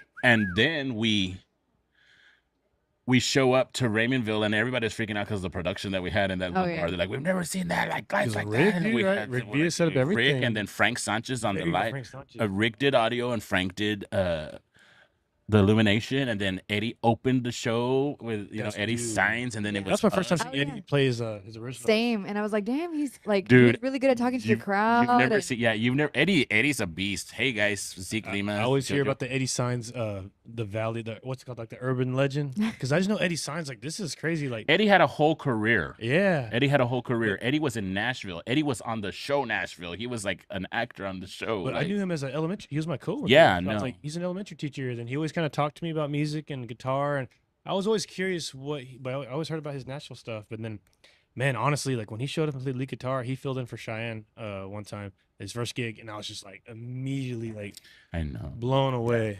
Immediately. Yeah, I know when he started talking to me about you, like, oh, my friend, he's a teacher too. And I was like, who is this Jeremy Warner you're talking about? That's very when I was jealous. strictly bass, man. I'm sure This guy. it who is probably he? throws people off that I don't play bass as much, and and I Well, miss can it, we do a dude. show together? Oh, of course. Are you dude. booked on July 18th? Let me check. Yeah, I'm dude, playing at because Skin Do. I miss playing bass. Dude. I You can play love- some bass. I love bass, and I'm sure like I don't think me and you are those types of people. Like I don't play bass because I was kind of forced to, or I couldn't figure out the guitar. Like I played bass because I really just love. She was forced bass to, but lines. then she Oh, you fell were in love with forced it. to? Yeah, Really? She No. was. It was like you're either gonna play the bass or you're not gonna have food on the table. Like that's how my family. That made kind it. of Wow. that's different. Like, or we're gonna go pick. We're gonna go pick in the fields, and my granddad was like, "You won't last one day." But did you? And she's like, "Yes, I want to pick cucumbers." But you ever have friends like I did this a lot in middle school and high school? Like I wanted my best friend in the band, so I was like, dude, like I'm gonna teach you bass, so you can be in my band. Like it was like the easy instrument. Like I hate saying it, like it's not an easy instrument. Like if you really play it Well, correctly. I'm gonna tell you one thing. That's the heartbeat and the backbone, the drums and the bass. And you could be the best vocalist in the world, and you could have the best fiddle player. No offense, you could have the best steel guitar player. You could have the best piano player. You can have the best harmony player. You can have smoke and lights, and you can look like $1,000,000, like a stud, and and whatever, and have all the PR behind you. But you're only as good as your bass player Yeah. your And drummer. are. And if you're not, then you're screwed. And honestly, I didn't realize how important bass was until I started dating him, honestly. Yeah. To Yeah, me, bass was like, People eh. say it's easy, but once you mess up, it's like you have one job and that one mess up, it clashes. And when we mess up ev- big. We don't do little mess ups. It's Yes. like, Because country, you sit there. It's like kind of like half no rest. You're like, if you mess up, you have to like kind of hold it there, or like you have to like stop and wait. oh no! Like I'm gonna give you an example. This is a real funny one. I'll never forget. I'll never forget. And I admit to my mistakes. But I don't know what. It's a song that we play all the time, and I don't know where my mom was, but she played, and then she went to the wrong key, and she's like, "Whoops!" And then she hit the other one, "Whoops!" And "Whoops!" Oh, my bad. Oh. And then she finally went back into it. I was like, Mom, we laughed. Like, we laugh. Like, sometimes I get mad and I'm like, whatever, right? But for the most part, like, we laugh.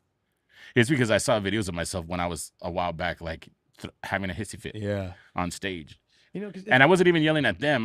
We were at Buchanan's in Palm View, Texas, and it was a horrible production and show, and I don't care. I'm going to say it. And they treated us really poorly, and we're never going to be back. Well, we're never fucking coming back. Like, whatever, right? But I ended up throwing a hissy fit, and I was upset afterwards because the people that paid, because we were always raised like that, the people who pay to go see you and support you deserve the best that you can do. So we always try to do that. But because due to circumstances beyond my control and going through a whole 12-hour day of being treated like crap and a bunch of stuff, everything just exploded on stage. And then this one was like, "You're gonna get us killed." Like she was afraid because of the way I lost it on stage. And then I just said, "We're done. I'm sorry." And then I had a chance to cool down about it. And I went out into the crowd and I shook hands with every single person, and I apologized to every single person that was there. And there was like 275 people that I can remember off the top of my head, you know. But you know what they all said? "We know it's not your fault. Like, we saw what's going on. We heard, right?" But I mean, I always try my best, but we like to joke about it. And It's good that y'all laugh at your mistakes. 'Cause I'm sure it's funny when you mess up in spots that you don't normally mess up at. But I guess if you keep messing up at the same part every time, that's what it's like. Okay, it gets frustrating. If you win big and give me some money. I'm talking to a bass mom. Yeah, I was just gonna say that for everybody who's off the camera. Jeremy Warner's talking to Judy Garcia, my mom, founding member of the I call her Bass Mama. Yeah, Bass Mama, founding member of the Country Rolling Band, and she's the first female bass player in the Tejano music industry. Love it, yeah. At 12, she started playing at 12. Wow. Yeah, she's killer, dude. She really is. I get nervous when she walks in. Have you ever seen pictures of her like back in the day? No. I think so. On your Facebook, you posted. I'm gonna post some that we're talking about it. Like She look she's a good. beast, yeah. And then Hopefully Gori it was. too. I gotta post one day. Yeah. Yeah. Gori too, they're beasts. They're still founding members of the. They run the show behind the scenes. Like you said, "Oh man," earlier, like you were talking and you were building me up. Thank you for the compliments about man. They didn't hear the camera. We were off camera doing a song. "Oh, you do this by yourself. You do a great job. Whatever." I couldn't do it without them. Like, you know, I used to have production and I used to have a co-host, and they're no longer part of my show. I decided to go in a different direction, and they come and they help me because let me tell you, I've had some really shitty shows, like the production end of the technical end. Like you're doing everything right, but then on the other side, it's like, what is going on? So it's a learning process. Yes, it's a learning process. It's kind of like running your own sound. It's hard. As a front man, I can't, and I thank so Eddie. hard. Thank you, Eddie Zines. But yeah, no, it is what it is, man. But so y'all didn't see eye to eye on Cheyenne, and then y'all started Double Cut, and then I reached out to y'all in the interim, and it was kind of like, "Hey, let's do something," and you were kind of like, "Yeah, let's think about it," and then no. Yeah, I mean, it was scary for me at least to like commit. I know. You know, it's like honestly, being in a band is like being in a relationship. Like we just got out of a 2-year relationship. And then to commit and to you someone heard some else? bad things about me. You all were scared. No, actually, No. I'm joking. I'm joking. Actually, I heard nothing but great things about you. I'm joking. I know. I'm just kidding. But I remember our first phone call. It was like an hour and 20 minutes long, right? Something like you that. remember that? You do. And you I know was what we driving to your said? parents' house. I remember. What we said, we're like, damn, his voice. He's got that radio voice. Everybody always says that. That's how I started off doing this because so just blah blah blah. Like, so this is Reny Rolling, and we're reporting live from the Venus Blue Bar here in Mercedes, Texas, and I have Sam Warner and Samantha Warner. I mean, I was blessed, and I'm my biggest critic. I think I sound like crap. I don't think I'm a good singer. I don't, like I think that I just cut it for me. But everybody, like one of my good friends was telling me the other night, we were hanging out here, and then we went to another bar, and they're like, "You're a rock star, and we believe in you, but you don't believe in yourself the way you don't see yourself the way we see you," and like. And then they're like crying, like they get emotional, like Reny, and I'm like, well, I mean, it is what and I remember I was at the gym too. We're doing a workout class, and you called me, and I remember your selfie popped up. How? Oh, shut Very, up. very cute face. Like, damn, Very I was like, whenever- cutesy, very whenever demure. you were cool down, I was like, You got yo, all excited, right? still You're like, look- oh yeah, you shit, look all Rudy cute. I Roll wish is we could show that calling picture me. right now on the camera, dude. Let me call you and you can Is it the show same it. photo? Call me now. I think so. You Let know what me photo I'm talking see. about or no? It's like I'm kind of looking down the hat. It's like Call me right now. You call me? Bo says the same thing. He's like, damn it. Bro, yeah. He goes, you don't look like that anymore, boy. You need to change that. I was like, that picture's like 10 years old. I don't know. Let me see. Where are you? It's under baby. Yeah. Under baby doll. Baby doll. Let's see. There you Sorry, are. I didn't mean to interrupt the story. I can't, No, yeah, it's we're okay. both- we're too ADHD. Is it coming in? together, man. Yeah, that's Push the it, put photo. it on the camera. Put it on the camera. So he shows me that in the middle of a workout You can class. pull back a little bit. You're super up close. Pull back more. Pull out. Oh my god. So then he said what? It was just a very like beautiful photo. Honestly, it's like, oh, man, look, Brittany's Bro, calling me. And you're then I making think we me went, sweat. called them on the ride to your parents' house or something. I mean, a really long talk, man. Like I feel like we hit it off like right away. Well, that you know what, and that I'm not gonna lie, I wasn't mad at y'all, but when y'all decided to go, like, we're gonna go ahead and not.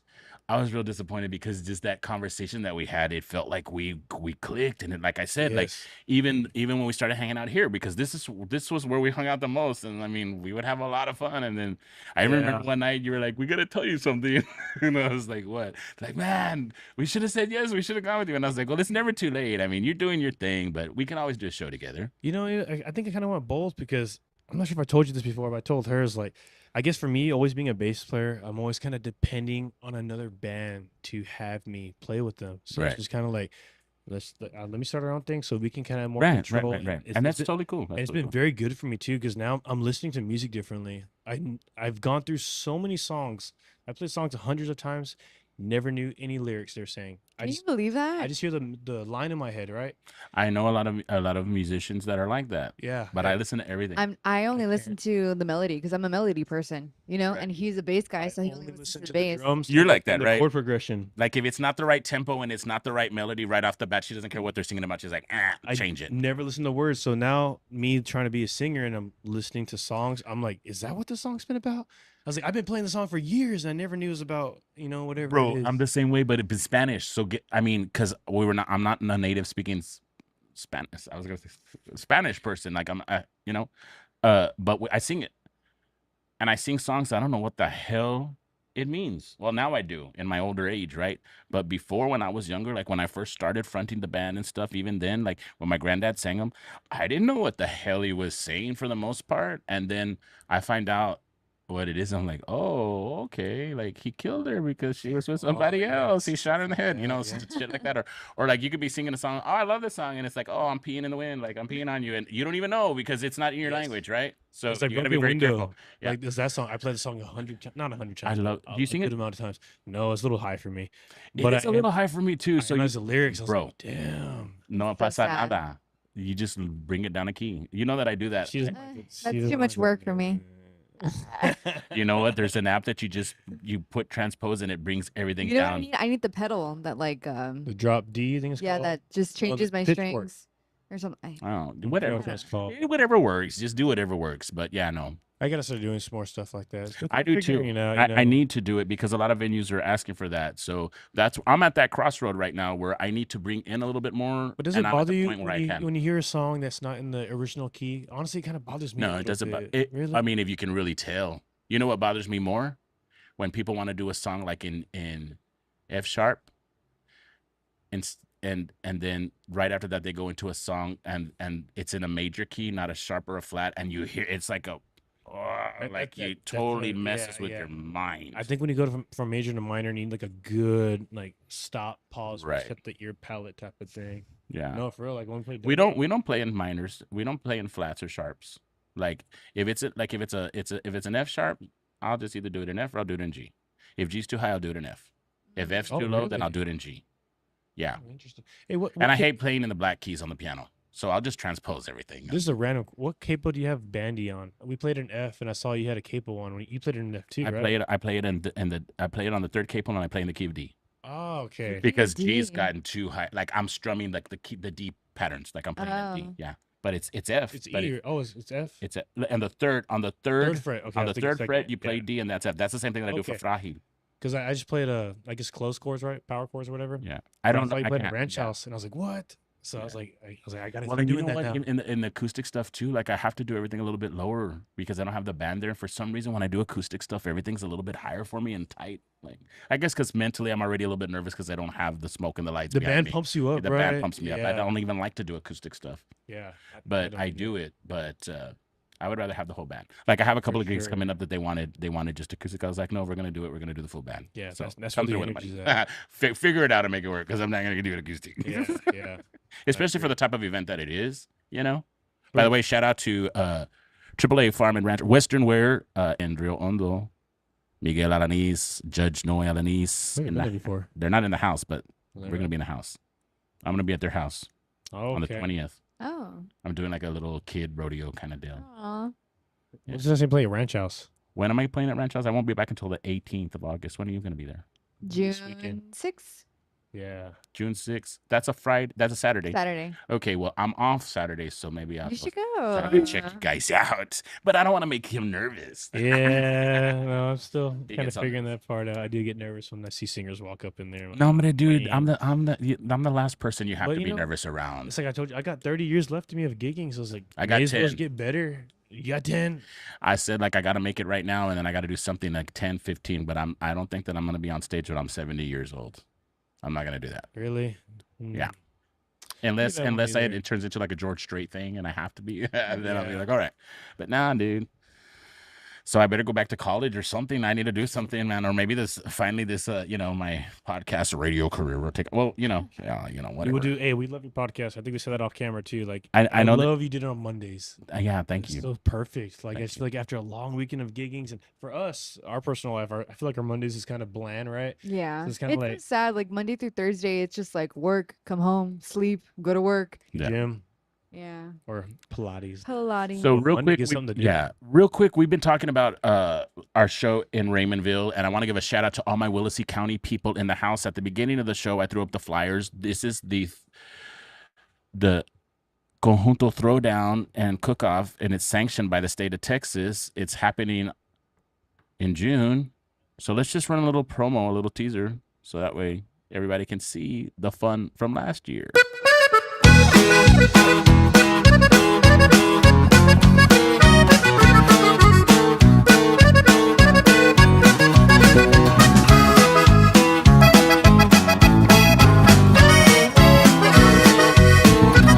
Yo te doy toda mi vida y hasta más quisiera. Sabes bien que soy tonto yo hasta que un día me muera. Pero ves que el engañarme te engañas tú misma. Por tu altivez, por esas cosas que tú haces conmigo, quiero olvidar que Dios te dio un castigo, mire, pues así lo has querido. Pues mira tú, cómo te ríes, cómo juegas tú, con la esperanza que yo he puesto en ti, con todo lo que yo en ti creí, es lo mejor, tengo el alivio y si tú vas a ser la mujer que yo siempre quise ver, aunque a tu lado no me puedas ver como tu hombre.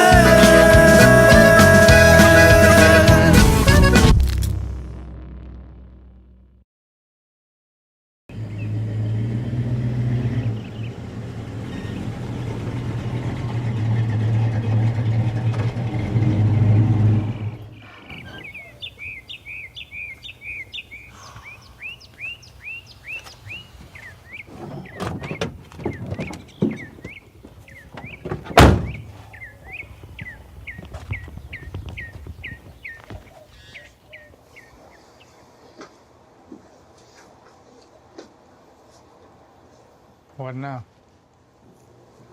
Your guitar is not gonna pay these bills. Well, what do you want from me? I'm working 80 hours a week. You might as well keep praying for rain. I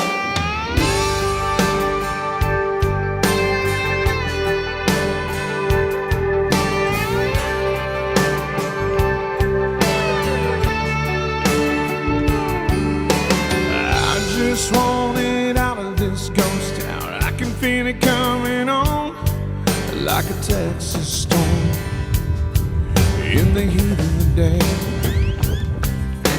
I remember the day you told me I would never make a living here, chasing my dreams, baby, with my guitar away. I know you felt cast aside in nowhere town. Damn hard to keep keeping on, being pushed around. There's a storm brewing deep inside. There's a 10-year drought in the middle of July, and it burns like hell. I still wish you well. You know a dream ain't gonna chase itself. Right there, win and give it hell. Girl, keep on saving for a rainy day. I'll keep on praying for rain.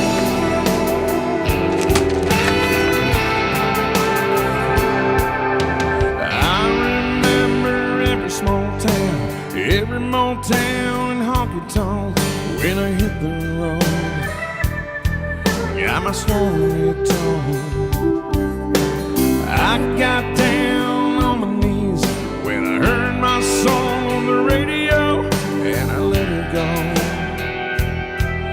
And the thunder rolled. Never thought I'd get this far, holding me down. Let those ghosts way back there in nowhere town. There's a storm brewing deep inside. There's a 10-year drought in the middle of July, and it burns like hell. I still wish you well. No, a dream ain't gonna chase itself. Right then, win and give it hell. Girl, keep on saving for a rainy day. I'll keep on praying for rain.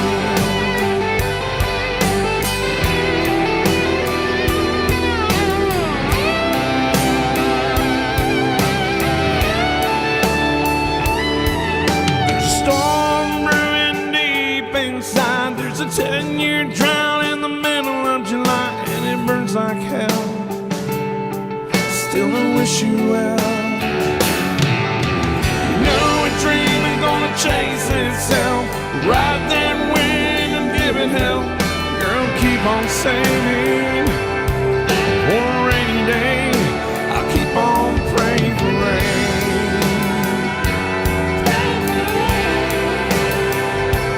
Praying for rain.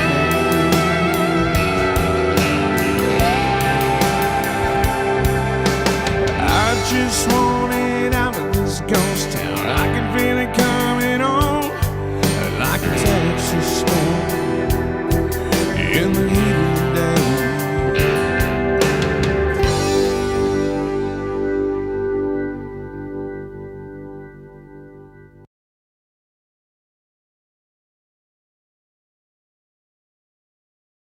Guess what? We're back, and somebody's missing in action. Oh my God! Now we it's go. Reny and Sammy on the radio, Yay. and no Jeremy.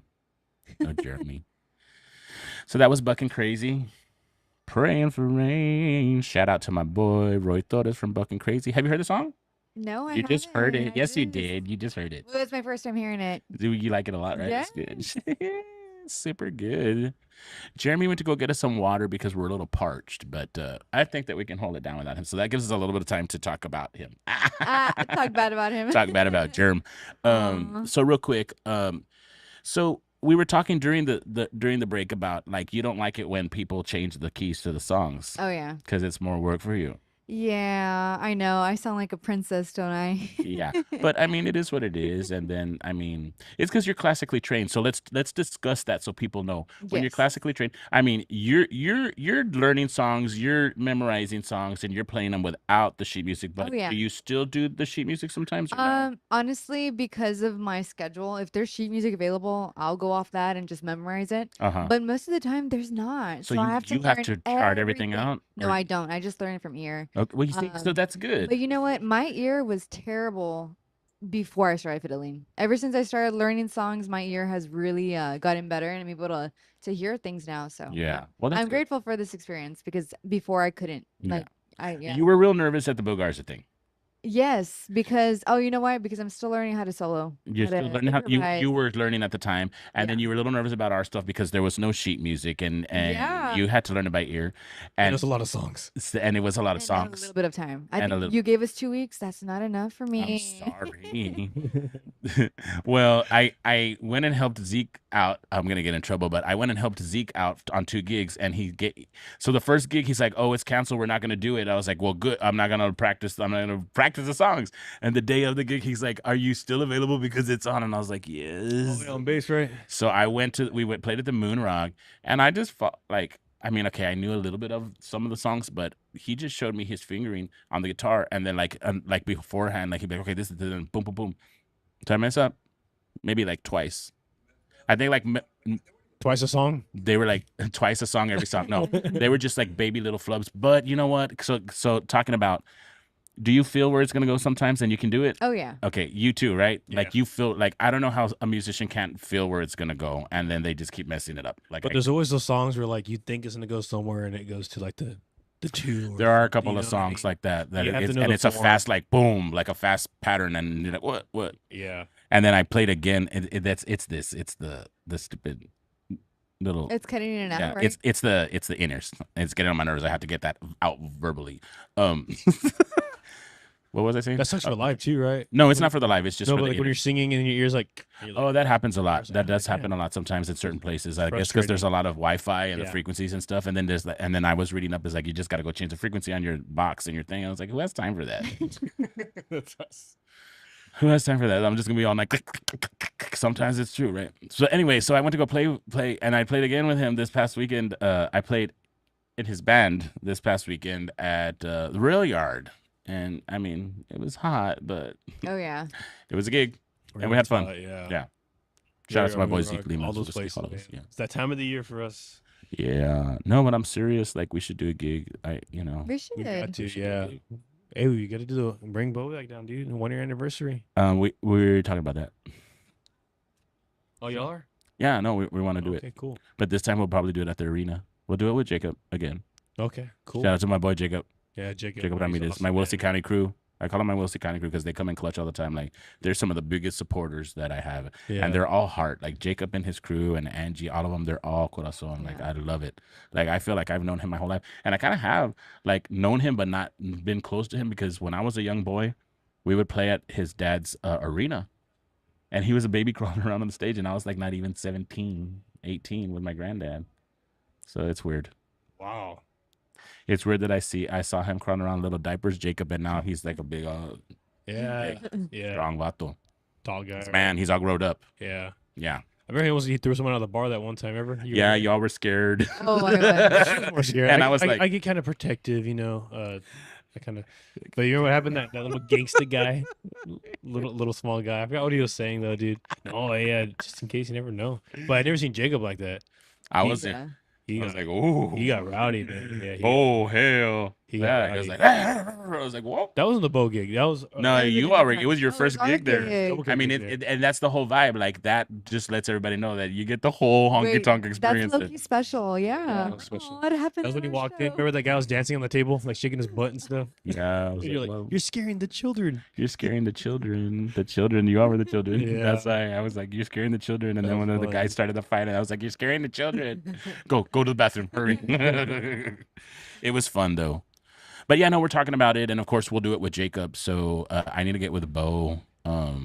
We're trying to do the Cowboy Christmas. Bo wanted to do the Cowboy Christmas with Renee Roland, but I don't know if his schedule will allow. So definitely, if we do the Bo Garza thing, we'll have to bring you back. Yes. Y'all have to come and join. Then we'll have twin fiddles because we have Cookie. That's right. He's your official member now. Yeah, Pretty much, I mean, yeah. I know that he helps out Peyote Hill. Shout out to Peyote Hill. But he helps us out because I know that they have a very slower, like on purpose. Like Peyote Hill just wants to gig a few times a month. So okay. we try to work around everybody's schedule. Yeah. And the door, I mean, if we're booked and they're booked, he has the option to, as far as I'm concerned, like I'm not going to be like, you're going to play with me or you're fired, you know? I always wonder how that works too, because it's like I wanted to like hit up Gasper a few times, but that's always been a confusing subject, even in my past. Is like when you're committed to a band, let's just say like my bass player, right? He's my bass player. Mm-hmm. Is he allowed to play with another band? Of course he is. But let's just say a gig pops up with Double Cut. It's like, hey, well, Right. you know what I mean? And where it gets that's hard. the thing with mine, because if I'm not gigging, I can't expect you just to sit there and not gig, especially if you need to supplement your income, right? But if I'm gigging, you better be available. Yeah. So it's a real touchy subject, you know, and it's just how you're gonna work on it. So I mean, at this point, I always try to work with everybody, you know, around everybody's schedule and stuff like that. But Yeah, we try I to as think well. I think like if you have to ask me, if you're playing with me and you've committed to me, and then you have to ask me, is it okay? You know, I know you gave me this gig, but I want to go help them out. I'll be like, go ahead and just go stay with them. You know, Yeah. I don't care. Yeah. I don't care. I can see that. Because I am the old school. Like I want to have a band, and like I said earlier in the show, the components are the components, and you go see that band because not only are you seeing Reny roll in front of the band, but you're seeing his aunt harmonize and his mom play the bass, and that drummer does what that drummer does, and that lead guitar player does. Because you're also watering down your sound when all of your musicians are going to go help everybody else out. You know what I mean? I Yeah. know there's a difference on a hired gun. There's definitely a difference in a hired gun. Like a steel guitar player, that's a commodity. Like that's like where are you going to get a steel guitar player? So the local steel guitar, shout out to Budrick. Buddy Science. Buddy never played with Science, us yet. he's on always my, he busy. is damn good. booked, He's on my man. recordings. I haven't even showed you them Oh, because they're really? not out yet. We're still he's working on it, but booked. he did. Yeah, he's super booked. He's a hot commodity because everybody wants a steel guitar player, so he goes, you know, and that's his bag. Like no offense to him, but like I'm just saying, like if you're gonna be in a committed to somebody in a band, and then you want to go start helping everybody else, so just like, well, just go help them out. Like, Yeah. you I was know, gonna say. we were gonna finish about Double Cut, Oh yes. and then we're gonna do some rapid fire questions. Ooh, what time is it? It's 8:42. Ooh, oh my We're gosh, at time went by so fast. Time went by so fast, and I haven't even played all the songs either. I didn't get to play any Reny Rollin'. Aw. We'll close the show with Reny Show's Rollin'. ruined. We'll do it again next week. Yeah. Same time Yeah, next week. when you were MIA, we were talking some smack about you. Oh yeah. What would y'all say? Uh, Is it smack or truth? That's the difference. well, that's the thing. Whenever it sounds like I'm saying talking smack, but I'm really talking the truth. Hey, right? it's truth, dude. we're pulling your leg. We were Oh, not really? talking smack about you. Oh, what's there to But say I was about me? telling her that when you all come back when you all have the songs ready, you got to come back and premiere it. So you're gonna play it first for us on the radio? Yeah, you are. World premiere. Nice. Double Cut. Yay. Reny Rollin'. It should be done. So we're going back on Tuesday. Yeah. Not tomorrow. Next week. I don't know how long it takes to like get it like finalized or get it on Spotify. I don't know how all that stuff works. So Yeah. maybe like July or something, right? Yeah. Probably somewhere around there. Real quick, we're gonna run this promo again for Rocket Dogs. Okay, cool. Real quick, and we'll be right back. Yo, Jay! Yo, Reny, what's going on, baby? Rocket Dogs here. What's going on, You know what we got tonight? We got What? a little regular dogs, little big rab dogs, grilled onions, jalapenos. We got the homemade pico de gallo. Come on, baby, look at this. Homemade. We got all the stuff, nacho cheese, hot Cheetos. You know, all the good stuff we need right here. We're right here for you. We're right here at Skindu, the favorite bar in Mission. Come on, you can't go wrong with that. $5 for a regular, $6 bacon wrap. We do cash out, cash, card, whatever you want. We're here every Friday, Saturday, and Sunday. We're doing it tonight. We had a little special guest appearance. Some friends wanted us out here, so you know, we gotta oblige our people. So like I said, we're always here for you guys, especially Renee. Love you. If you need anything, we're here for you guys. Cheers. Cheers, brother. Yeah. Nice and fresh. As always. I just made 10. They're all gone. Just like that. Yo, what's going on, brother? What's going on, brother? Let me get 2 Rockin' Dogs. Rockin' Dogs. Look at that. Crispy, baby. A hit. Look at them onions, dog. I had the whole bandeja full, dog. Only the best, dude. Only the best. Johnny, what would you rate this? 12 out of 10. 12 out of 10. All right. Damn it, boy. That's a 10 out of 10. 10 out of 10. All right. 12 out of 10. All right, brother. Thank you. What was your name? Cody. Cody. Thanks, Cody. Okay, brother, right here. Special bacon wrap dog, of course. Damn it. Famous grilled onions. Chili toreado. Come on. First, we're gonna start off with the famous pico de gallo. Of course, mustard classic. Oh, go with the chili limon Doritos to get you a nacho dog, brother. Damn it, boy. Look at that. What one is this called, bro? This is gonna be your nacho dog, baby. Nacho dog. Let's see. Look at that thing. Ooh, don't be scared. Oh yeah. Look at that. Reaction time. Come on. Made with love, baby. Every time. Look at that. We'll just focus on that. Focus on the beat. Look at that chili toreado. Get them. Ooh, look at that. Only at Skin-Do, baby. Rockin' Dogs. Reny rolling. Really rolling here on location at Rockin' Dogs. Y'all gotta come try them out. They're here. Skin-Do. Skin-Do. Look at the hat right there. Tells you everything you need to know. Best pub in Mission, baby. We're right there. Can't miss it. Boom. Come and get it. Look at that. One more for the show. Get up.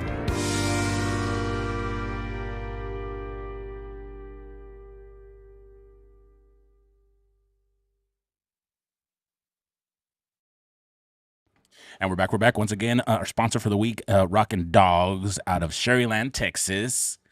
They got some good dogs, man. Next time you all are off, well, you got the summer off, right? Yeah. We do. During the week, 2 days from now. we got to hang out at Skin-Do. I've never been. You're gonna love it. It's just a small little dive bar. It's a small dive bar, and everybody knows your name, and we play darts, and we just have fun, and you're good at darts. I just started, but guess what? The first time I played, that they forced me to, like, come on. I was like, okay. I threw it. Boom, got a bull. Boom, got a bull. Boom, hit. Didn't get a bull, and then the fourth one, boom, a bull. So I was like, oh, beginner's luck. Do you play iMessage game? I remember when you were like, that was pathetic. Oh yes, I forgot. I can't get the hang of the dart one. It never goes where I want it. I'm good at darts on iMessage game. Well, we'll play tonight. I'm like undefeated. Oh, tomorrow's your last day, then I'll streak you. Days. We just respond whenever you have time. Yeah. Yeah. No, I go hard. Like, I want the response fast. You take forever to respond. No, dude, I've gotten better. Actually, my New Year's resolution has been to be better on my phone when I'm on my phone. Now since I'm trying to be a leader, right? Like whenever I'm on my phone and someone responds to me, I try to text back immediately because I used to be like, I see it, let me respond to this later, and then you forget. I'm the same way, or like I'll just watch it, like, oh, I don't want to talk to them. Yes. Oh, I don't. No, but I've been better, right? Haven't you gotten better? No. I don't know. She's gonna say that He doesn't text me. Well, remember when we would you do the? Oh yeah. Did he ever respond to you last week? Yeah, he did. But later. But like way back, like months ago or last year, like when we were texting. Who's the fourth person? Joseph. Oh. What was the group chat called again? I don't remember. Double Daddy. Double Daddy. I don't know. But the thing is that she would respond. Yeah. I'm a responder. He would respond faster than you. You would come in the next day. Yes. No, Jeremy's horrible at responding. And then I would say, Sammy sidebar. And I remember that. And everybody's like, what's a sidebar? And I was like, really? Hey, but it's because I want to be present. Like once I get to a show, dude, I'm sorry, my phone gets turned off. It gets put away. Like I love not being on my phone, but then I am on my phone when I'm on my phone. Like then you're like really invested in the phone. Yeah. Yes, exactly. So real quick, moving right along. Enough about the phone. Enough about the Double Daddy group text chat. I mean, people don't want to know what's in that. I think I deleted some of that. Thank God. And that we have like files. We just don't have Double Daddy. There's like 3 or 4 different random ones. Anywho, I don't have the music. I usually play the Price is Right theme song in the back. But we're going to do rapid fire questions. So what's going to happen is I'm just going to ask you a series of questions. You're going to try to answer them real fast, like the way I'm talking. If you get stumped, then you're a loser. The big fat loser. So we both answer at the same time? Not at the same time, but I'll direct it. Oh, honestly, God. I'll answer truthfully. Like she can go first, I can go second. Okay, all right. You want to do that? Okay, what's the weirdest thing you have in your refrigerator right now? Water. Old chicken. Oh yeah. Oh, sorry. We don't have anything. We didn't shop this week. Yeah, Our we fridge is grocery shop on empty. Did I Sundays. embarrass you? Yes, No, you did. we grocery shop on Sundays, and yesterday we're at the studio, and then we came here afterwards. So we did. Our fridge is literally just water It's and okay. some chicken from last week. Okay. Pineapple on What- pizza or not? No. No, Okay. no sweets with food at all. No sweets with food. I don't like sweet and salt. Freak, you're a freak. You're a freak. Because I like sweet and salty. I got to have it at the same Ugh. time. But I Ugh. don't like pineapple on pizza. Oh, really? No, I don't. So you don't like sweet. General Chow's chicken I or don't like like coconut sweet and sour shrimp. chicken, coconut shrimp? You I are a do. weirdo. He doesn't. I like salt. I'm a saltaholic and a spiceaholic. You like spicy food? I do like lately even I like more to be so. tortured, dude. Oh, not He like that. does. I know No, you do. I like to suffer. Okay. Yeah. Hey, actually, just real quick, what's your favorite Ranch House burger? My favorite Ranch House burger is Why? it's the regular one. Oh, Huh. really? You're basic. I'm a basic bitch. You know what I get? Well, I'm not, but with no, you know what? I lie. I like the Swiss mushroom. Yeah. But I like to love- put yeah, I everything love on it. mushroom I like to sauce. put everything on it. Even the vegetables? Yes, Oh, and really? mayo. And then I like to get my Oh, yeah, mayo and mayo, mix it yeah, with good. ketchup, and I eat my French fries with it. Have you ever tried that? No. It I is haven't. so freaking good. Try it. Guess what burger I get? The spicy one. The fire in the hole. Fire in the hole. Double fire in the hole. Oh, you are not well, dude. How does that not rip you up? And then when you have to no, go to it the does. bathroom, The and you're next in day, ba- dude, I'm always like, yep. you gotta have ice cream. Digesting You gotta it. have ice cream to It's cool so down, good. dude. It's so good. I Anyway, will sorry. not like even just the salsa that they put. Oh, like, you're making me hungry like just talking about Ranch House now. we I know I should have brought ordered it some up. food. We should have ordered some food. Yeah. The Famazio's is right down the street. Okay, and I'm gonna be very clean about it. But in the morning or nighttime. Nighttime. Night. We're talking about reading? Yeah, you read your favorite. On the cruise? Ice cream. Okay, this one's for Jeremy. Well, you can answer it too, but this one's more for Jeremy. Boxer briefs or tidy whities? Boxer briefs. Yeah. But also, I like tidy whities too. I just don't have any more of them. But yeah, Yeah. boxer briefs. I like to when I'm exercising because I have to have that support. I don't like everything like I hate that. I don't like bungee jumping is what I call them. Yeah, no, I like them snug, which I think is not all bad the for time. us. Not all the time. Yeah, we're American Eagle because they stretch. Yeah, I ordered some online the other day and they were really nice. Yeah, no, yeah. What about So I'm gonna Sandy? be ordering some more. Okay, well I'll ask you like tidy whities or boxer briefs. Boxer. Dude, she dresses like a butch at home, bro. Wait. butch. Wait, that question was for me? Well, it was for him, but he Oh. wanted you to answer it too. Yeah, dude. If you saw her at the house, dude, she looks like you would think she plays like softball. She looks like Theo Vaughn or something She's a like real that. Dude, when I get home, I'm like, in a blink of an eye, I'm in my pajamas. Metallica muscle shirt and some shorts. Yeah. I believe it. You're savage. I forgot the questions now. What's the best piece of advice that anybody's ever given you? Oh crap, dude, that's a hard one. And that's really hard, but if it's on the spot, do what you love. Do what you love. Okay, and you? Man, dude, I can't even answer that question. That's a deep. I can't even. I don't got nothing for you, Rennie. I'm sorry. Okay. What's the best loser? What's the best piece of advice you could give anybody? You know, the advice that I always give to men when they're 25 and younger is to really enjoy years 18 to 25. I just tell them all this all the time, and it's very true. And disagree or agree with me. Once you turn 25, 26, something happens to our brain. Yeah. I really believe that, like, your whole view in the world just really switches. It's I like can't everything that describe your it. parents said, like a light switch one day, it Yes. turns on and you're like, they were right. Dude, That happened to me. It happened to me That on my happened to me. 26th birthday. Yeah. Like, I was just like, that's when I woke up. It happened like, to me on my what? Like, 26th birthday that's too. kind of what my song's about. Like, it's like, what am I doing with my life, dude? Did it happen on your 26th birthday too or no? I'm not even lying. Dude, I swear to God, it really did. I was like, why am I pleasing everybody? I was like, I gotta focus on myself here. Like, Oh, I was just saying, somebody was telling me that the other day too. Rini, you got to stop pleasing everybody and do for so yourself. I hope you like our song because that's actually the chorus. It says, I wrote, the nice guys always finish last, not today. That's in the past. Like saying, I'm done helping everyone else. I need to. Because focus he on was. I was myself." a witness to it. And I tell him, why? Stop doing that. Like, why are you doing this? And I still am a people pleaser, and I think you are too. But I think I had to really learn to I need to really Yeah. focus on myself to do better for everyone else. You know what I mean? Well, I mean, I don't want to get it. I'm not Dr. Spock or whatever, or Dr. Phil or fucking Oprah, but and I don't want to get real deep into it. But it has a lot to do with your upbringing and the things that you go through. Like that Yeah. molds you and shapes you in your life for the most part. So, it's about acceptance and wanting to be accepted, and then you end up becoming a people pleaser, and sometimes you become a doormat.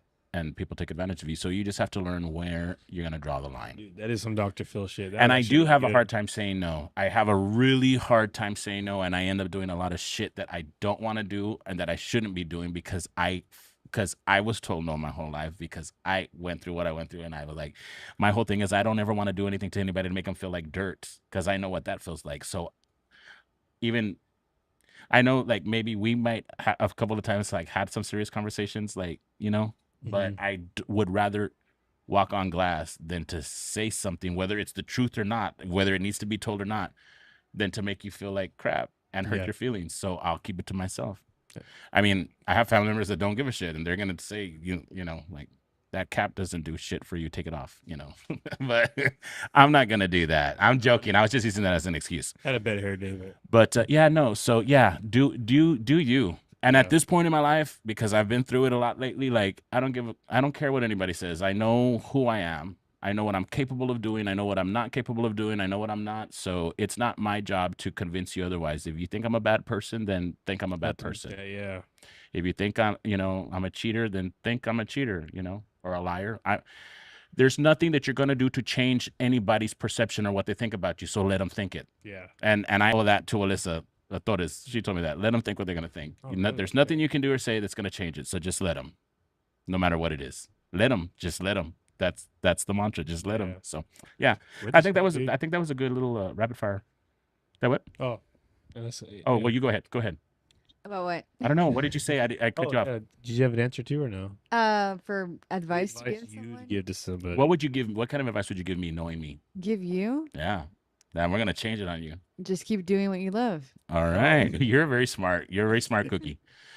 Okay, so I'm gonna ask you a couple of questions real quick, because we got like 4 minutes left in the show. Well, we can go as long as we want. I don't care. But anyway, we won't torture everybody like man. that. That really flew. On this podcast, like on a scale from 1 to 10, what was your experience? 10. 10, bro. And you're not just saying that because you're my I had friend. so much No. fun, yeah. Like, I know, like, everyone has like that first nervous ticks, and like even me, like, I know I can talk, and I love talking to you, love talking to me. Or at least I think you do. But, I like, do. Once we really started getting into it, dude, just like. And then once we're I just felt like the hanging out, having cameras- fun, and the cameras aren't on, I really like talking to you. No, dude, I had a blast, man. Time flew. Yeah. I know it did. 2 hours is like, what are we gonna talk about? And Right, it really did. It just happens, man. It really did. When is the estimated date? You're looking at maybe at the end of the month for the song, the single? Ooh, so do you know how long Don't Joe rush takes it. or no? No, I mean, it's just on the schedule, but don't rush it. We did give Joe a shout out, man. Yeah. He's my engineer, my recording engineer, my producer. Joe Leal. Joe Leal Jr. from JL Recording. Everything that I recorded since 2020 is all at Joe Leal's. Yeah. And when people in the industry ask you where in Nashville you recorded, mixed it, and had it mastered, I think that's one of the biggest compliments. And then I tell them, I He's did it. awesome, dude. I did it in Westlaco, Texas, with Joe Leal Jr. So shout out to my boy Joe Leal Jr. from So JL chill, Recording. so easy going. He is And- such a and cool he gives dude. ideas, dude, and I love that about Yeah. him. I Yeah. really got to give him some song credits. Like, he rewrote some kick patterns for me, and that was really cool, man. So Yeah, he's a cool dude. He's a very humble dude. Yeah. something And how it's- long it takes. Like, maybe you think it takes him like 2 months or no? Not Oh 2 months. no, I no, would no, say no, 2 no, weeks. no. 2 weeks. Yeah, I mean, as soon as you're done, So I hopefully mean, the beginning of July. yeah, Is that a good goal? Yeah. yeah. Yeah, beginning of July. Made it this far. Yeah, you put it out. When you're ready to put it out, you just come and you stop by, and we'll get you on real quick, and we'll. You know where to find Rennie Rollin. Rennie Trevino's Rollin. Blue Bar. At Trevino's Blue Bar. Yeah, I used to be here every day. I'm not anymore. I remember. I have to break. It's Well, fun, because then you dude. started to be here every day with me. Remember? Hey, because we say this all the time. It's so fun here. It's dangerous. It And is. You know what Yes. I mean by I mean, that. but you know what? It's a small bar. It's a hole in the wall. It's a dive bar, but it's got a big heart, and the vibe is great. Like, Yeah. we always have a grand old time. You've been here with me when I'm working. You've worked with me. We've worked together. We've just hung out. You leave here like, Yeah. Yeah. Last night we said let's stop by, and Yes. that's what it turned into. And we well, stayed- and I Oh, left nice. before. Just I left so before you fun. did. But you were here before us too, right? Yeah. How long? Oh, probably I got here around 6:00. Because I was gonna I was gonna surprise you all at the studio and stop by, but I was like, I'm not gonna do that to him. I don't want for him to You flip should have out. though. That would have been kind of cool. Yeah. I would have got nervous, like you said though. That's why I didn't want to. But you weren't even working on vocals. so Yeah, you didn't I have to thought do I that. wanted to, but it already got too late. You know, Yeah. we're in there for like 6 hours already. He's like, no, let's Yeah. wait. Let's refresh. You know, that type Yeah. of thing. Well, I'm not lying. Like, we got to do a little show together, and we can work on that. And when your music is ready, you all come back, Cool. Our house is your house. Trevino's Blue Bar and appreciate Reny On The Radio. Y'all are always welcome. Yeah. Thank you. Where can everybody find you? You can find us on social media on Instagram, DoubleCutTX, or DoubleCut on Facebook. We'll be this weekend at Ranch House Burgers, June 6th, Saturday, 7 to 11. Yeah. Dude, and real quick, because we didn't talk about it, they can also reach you at Sammy Fiddles. Oh, Get the yes. handle. She does any kind of events. Yeah, like anything. Wedding events. Acoustic violin. I was going to say old name on there. No, like It's violin. some bougie violin, classical, orchestral music. So if y'all Pop need them, music too. Yeah. pop That's music. really nice. Yeah. Yeah. Well, I was Kicker, gonna thank you, say- man. No, Thank thank you you for all for having coming us. on. Thanks for Really coming appreciate on. you. We're gonna Of go. course. We'll have a little post show, little whatever. I mean, you got to get to work tomorrow, so we won't keep you too long. I think I'm behaving there, right? You're behaving. You're doing good. We were worried that we weren't gonna behave Yeah. because it's hard for us to behave when we're together. With them too? Yes. Oh please! I love how you put that on us. Yeah, we're bad. She's the instigator. I am No, not. I am the instigator. You are. Well, Yeah. it's not just me. There's somebody else, and we won't name names, but it's real easy. Yeah, it's real James Arms easy. is wormy. Yeah, you're like, no, I'm gonna behave tonight. Then we're 5 hours later. Hey, that's part of the musician lifestyle. Kind of, hey, in some ways, it's I hard to didn't get choose away this from life. it, This life man. chose me. Yeah. It's hard. You're like, I'm Yeah. drinking tonight, and someone walks up with 2 buckets, and you're like, Yeah. Oh, let's do it. Well, want to thank you guys for coming on. I'm Rennie Roland. This is Rennie on the radio. I will be at the Buckhorn Grill in Ed Couch Elsa this Friday from 7:30 to 11:30 p.m. So if you're in the area, come on out. We are broadcasting live from Trevino's Blue Bar in Mercedes, Texas, 313 South Ohio Avenue. When you're feeling blue, come have a brew. And everything tastes better on Tuesdays here at the bar. Shout out to my crew behind the camera, Gori Hernandez, my mom Judy for monitoring the sound, Gori for running the camera, telling me to hurry up and wrap it up. Shout out to Juan Mendoza of the Tejano Television. This will be airing. This airs. Reny On The Radio airs every Tuesday at 8 p.m. on Tejano Television. So y'all check it out. Good night and God bless. The camera's right there. Everybody say bye. Bye.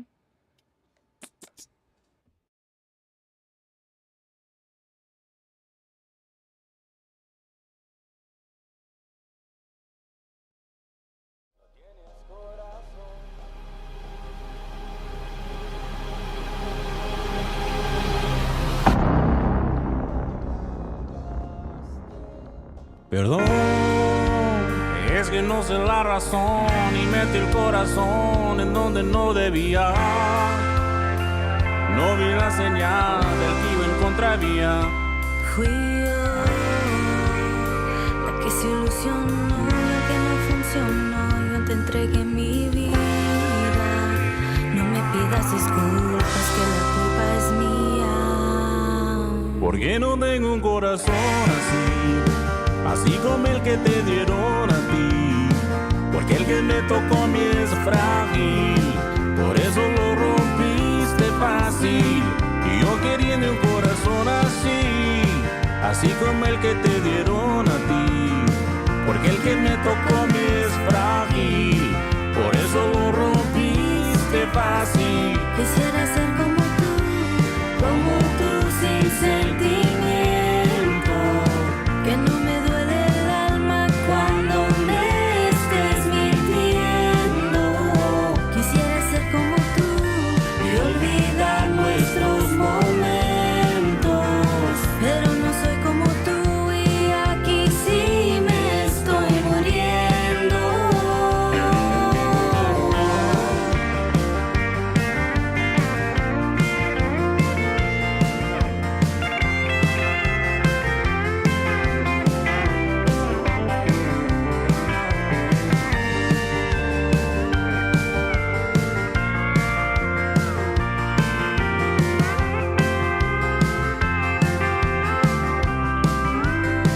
Porque no tengo un corazón así como el que te dieron a ti. Porque el que me tocó a mí es frágil, por eso lo rompiste fácil. Y yo queriendo un corazón así como el que te dieron a ti. Porque el que me tocó a mí es frágil, por eso lo rompiste fácil. Quisiera ser como tú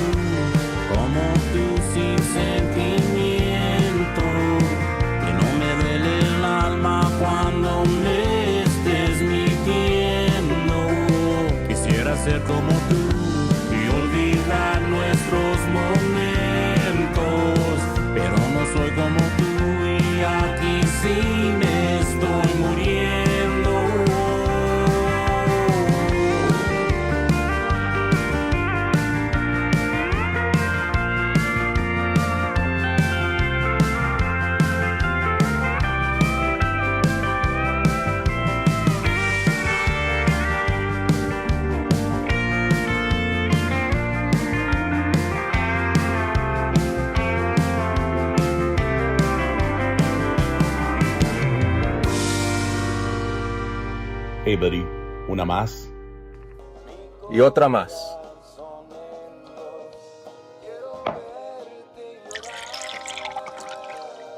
No seas frágil.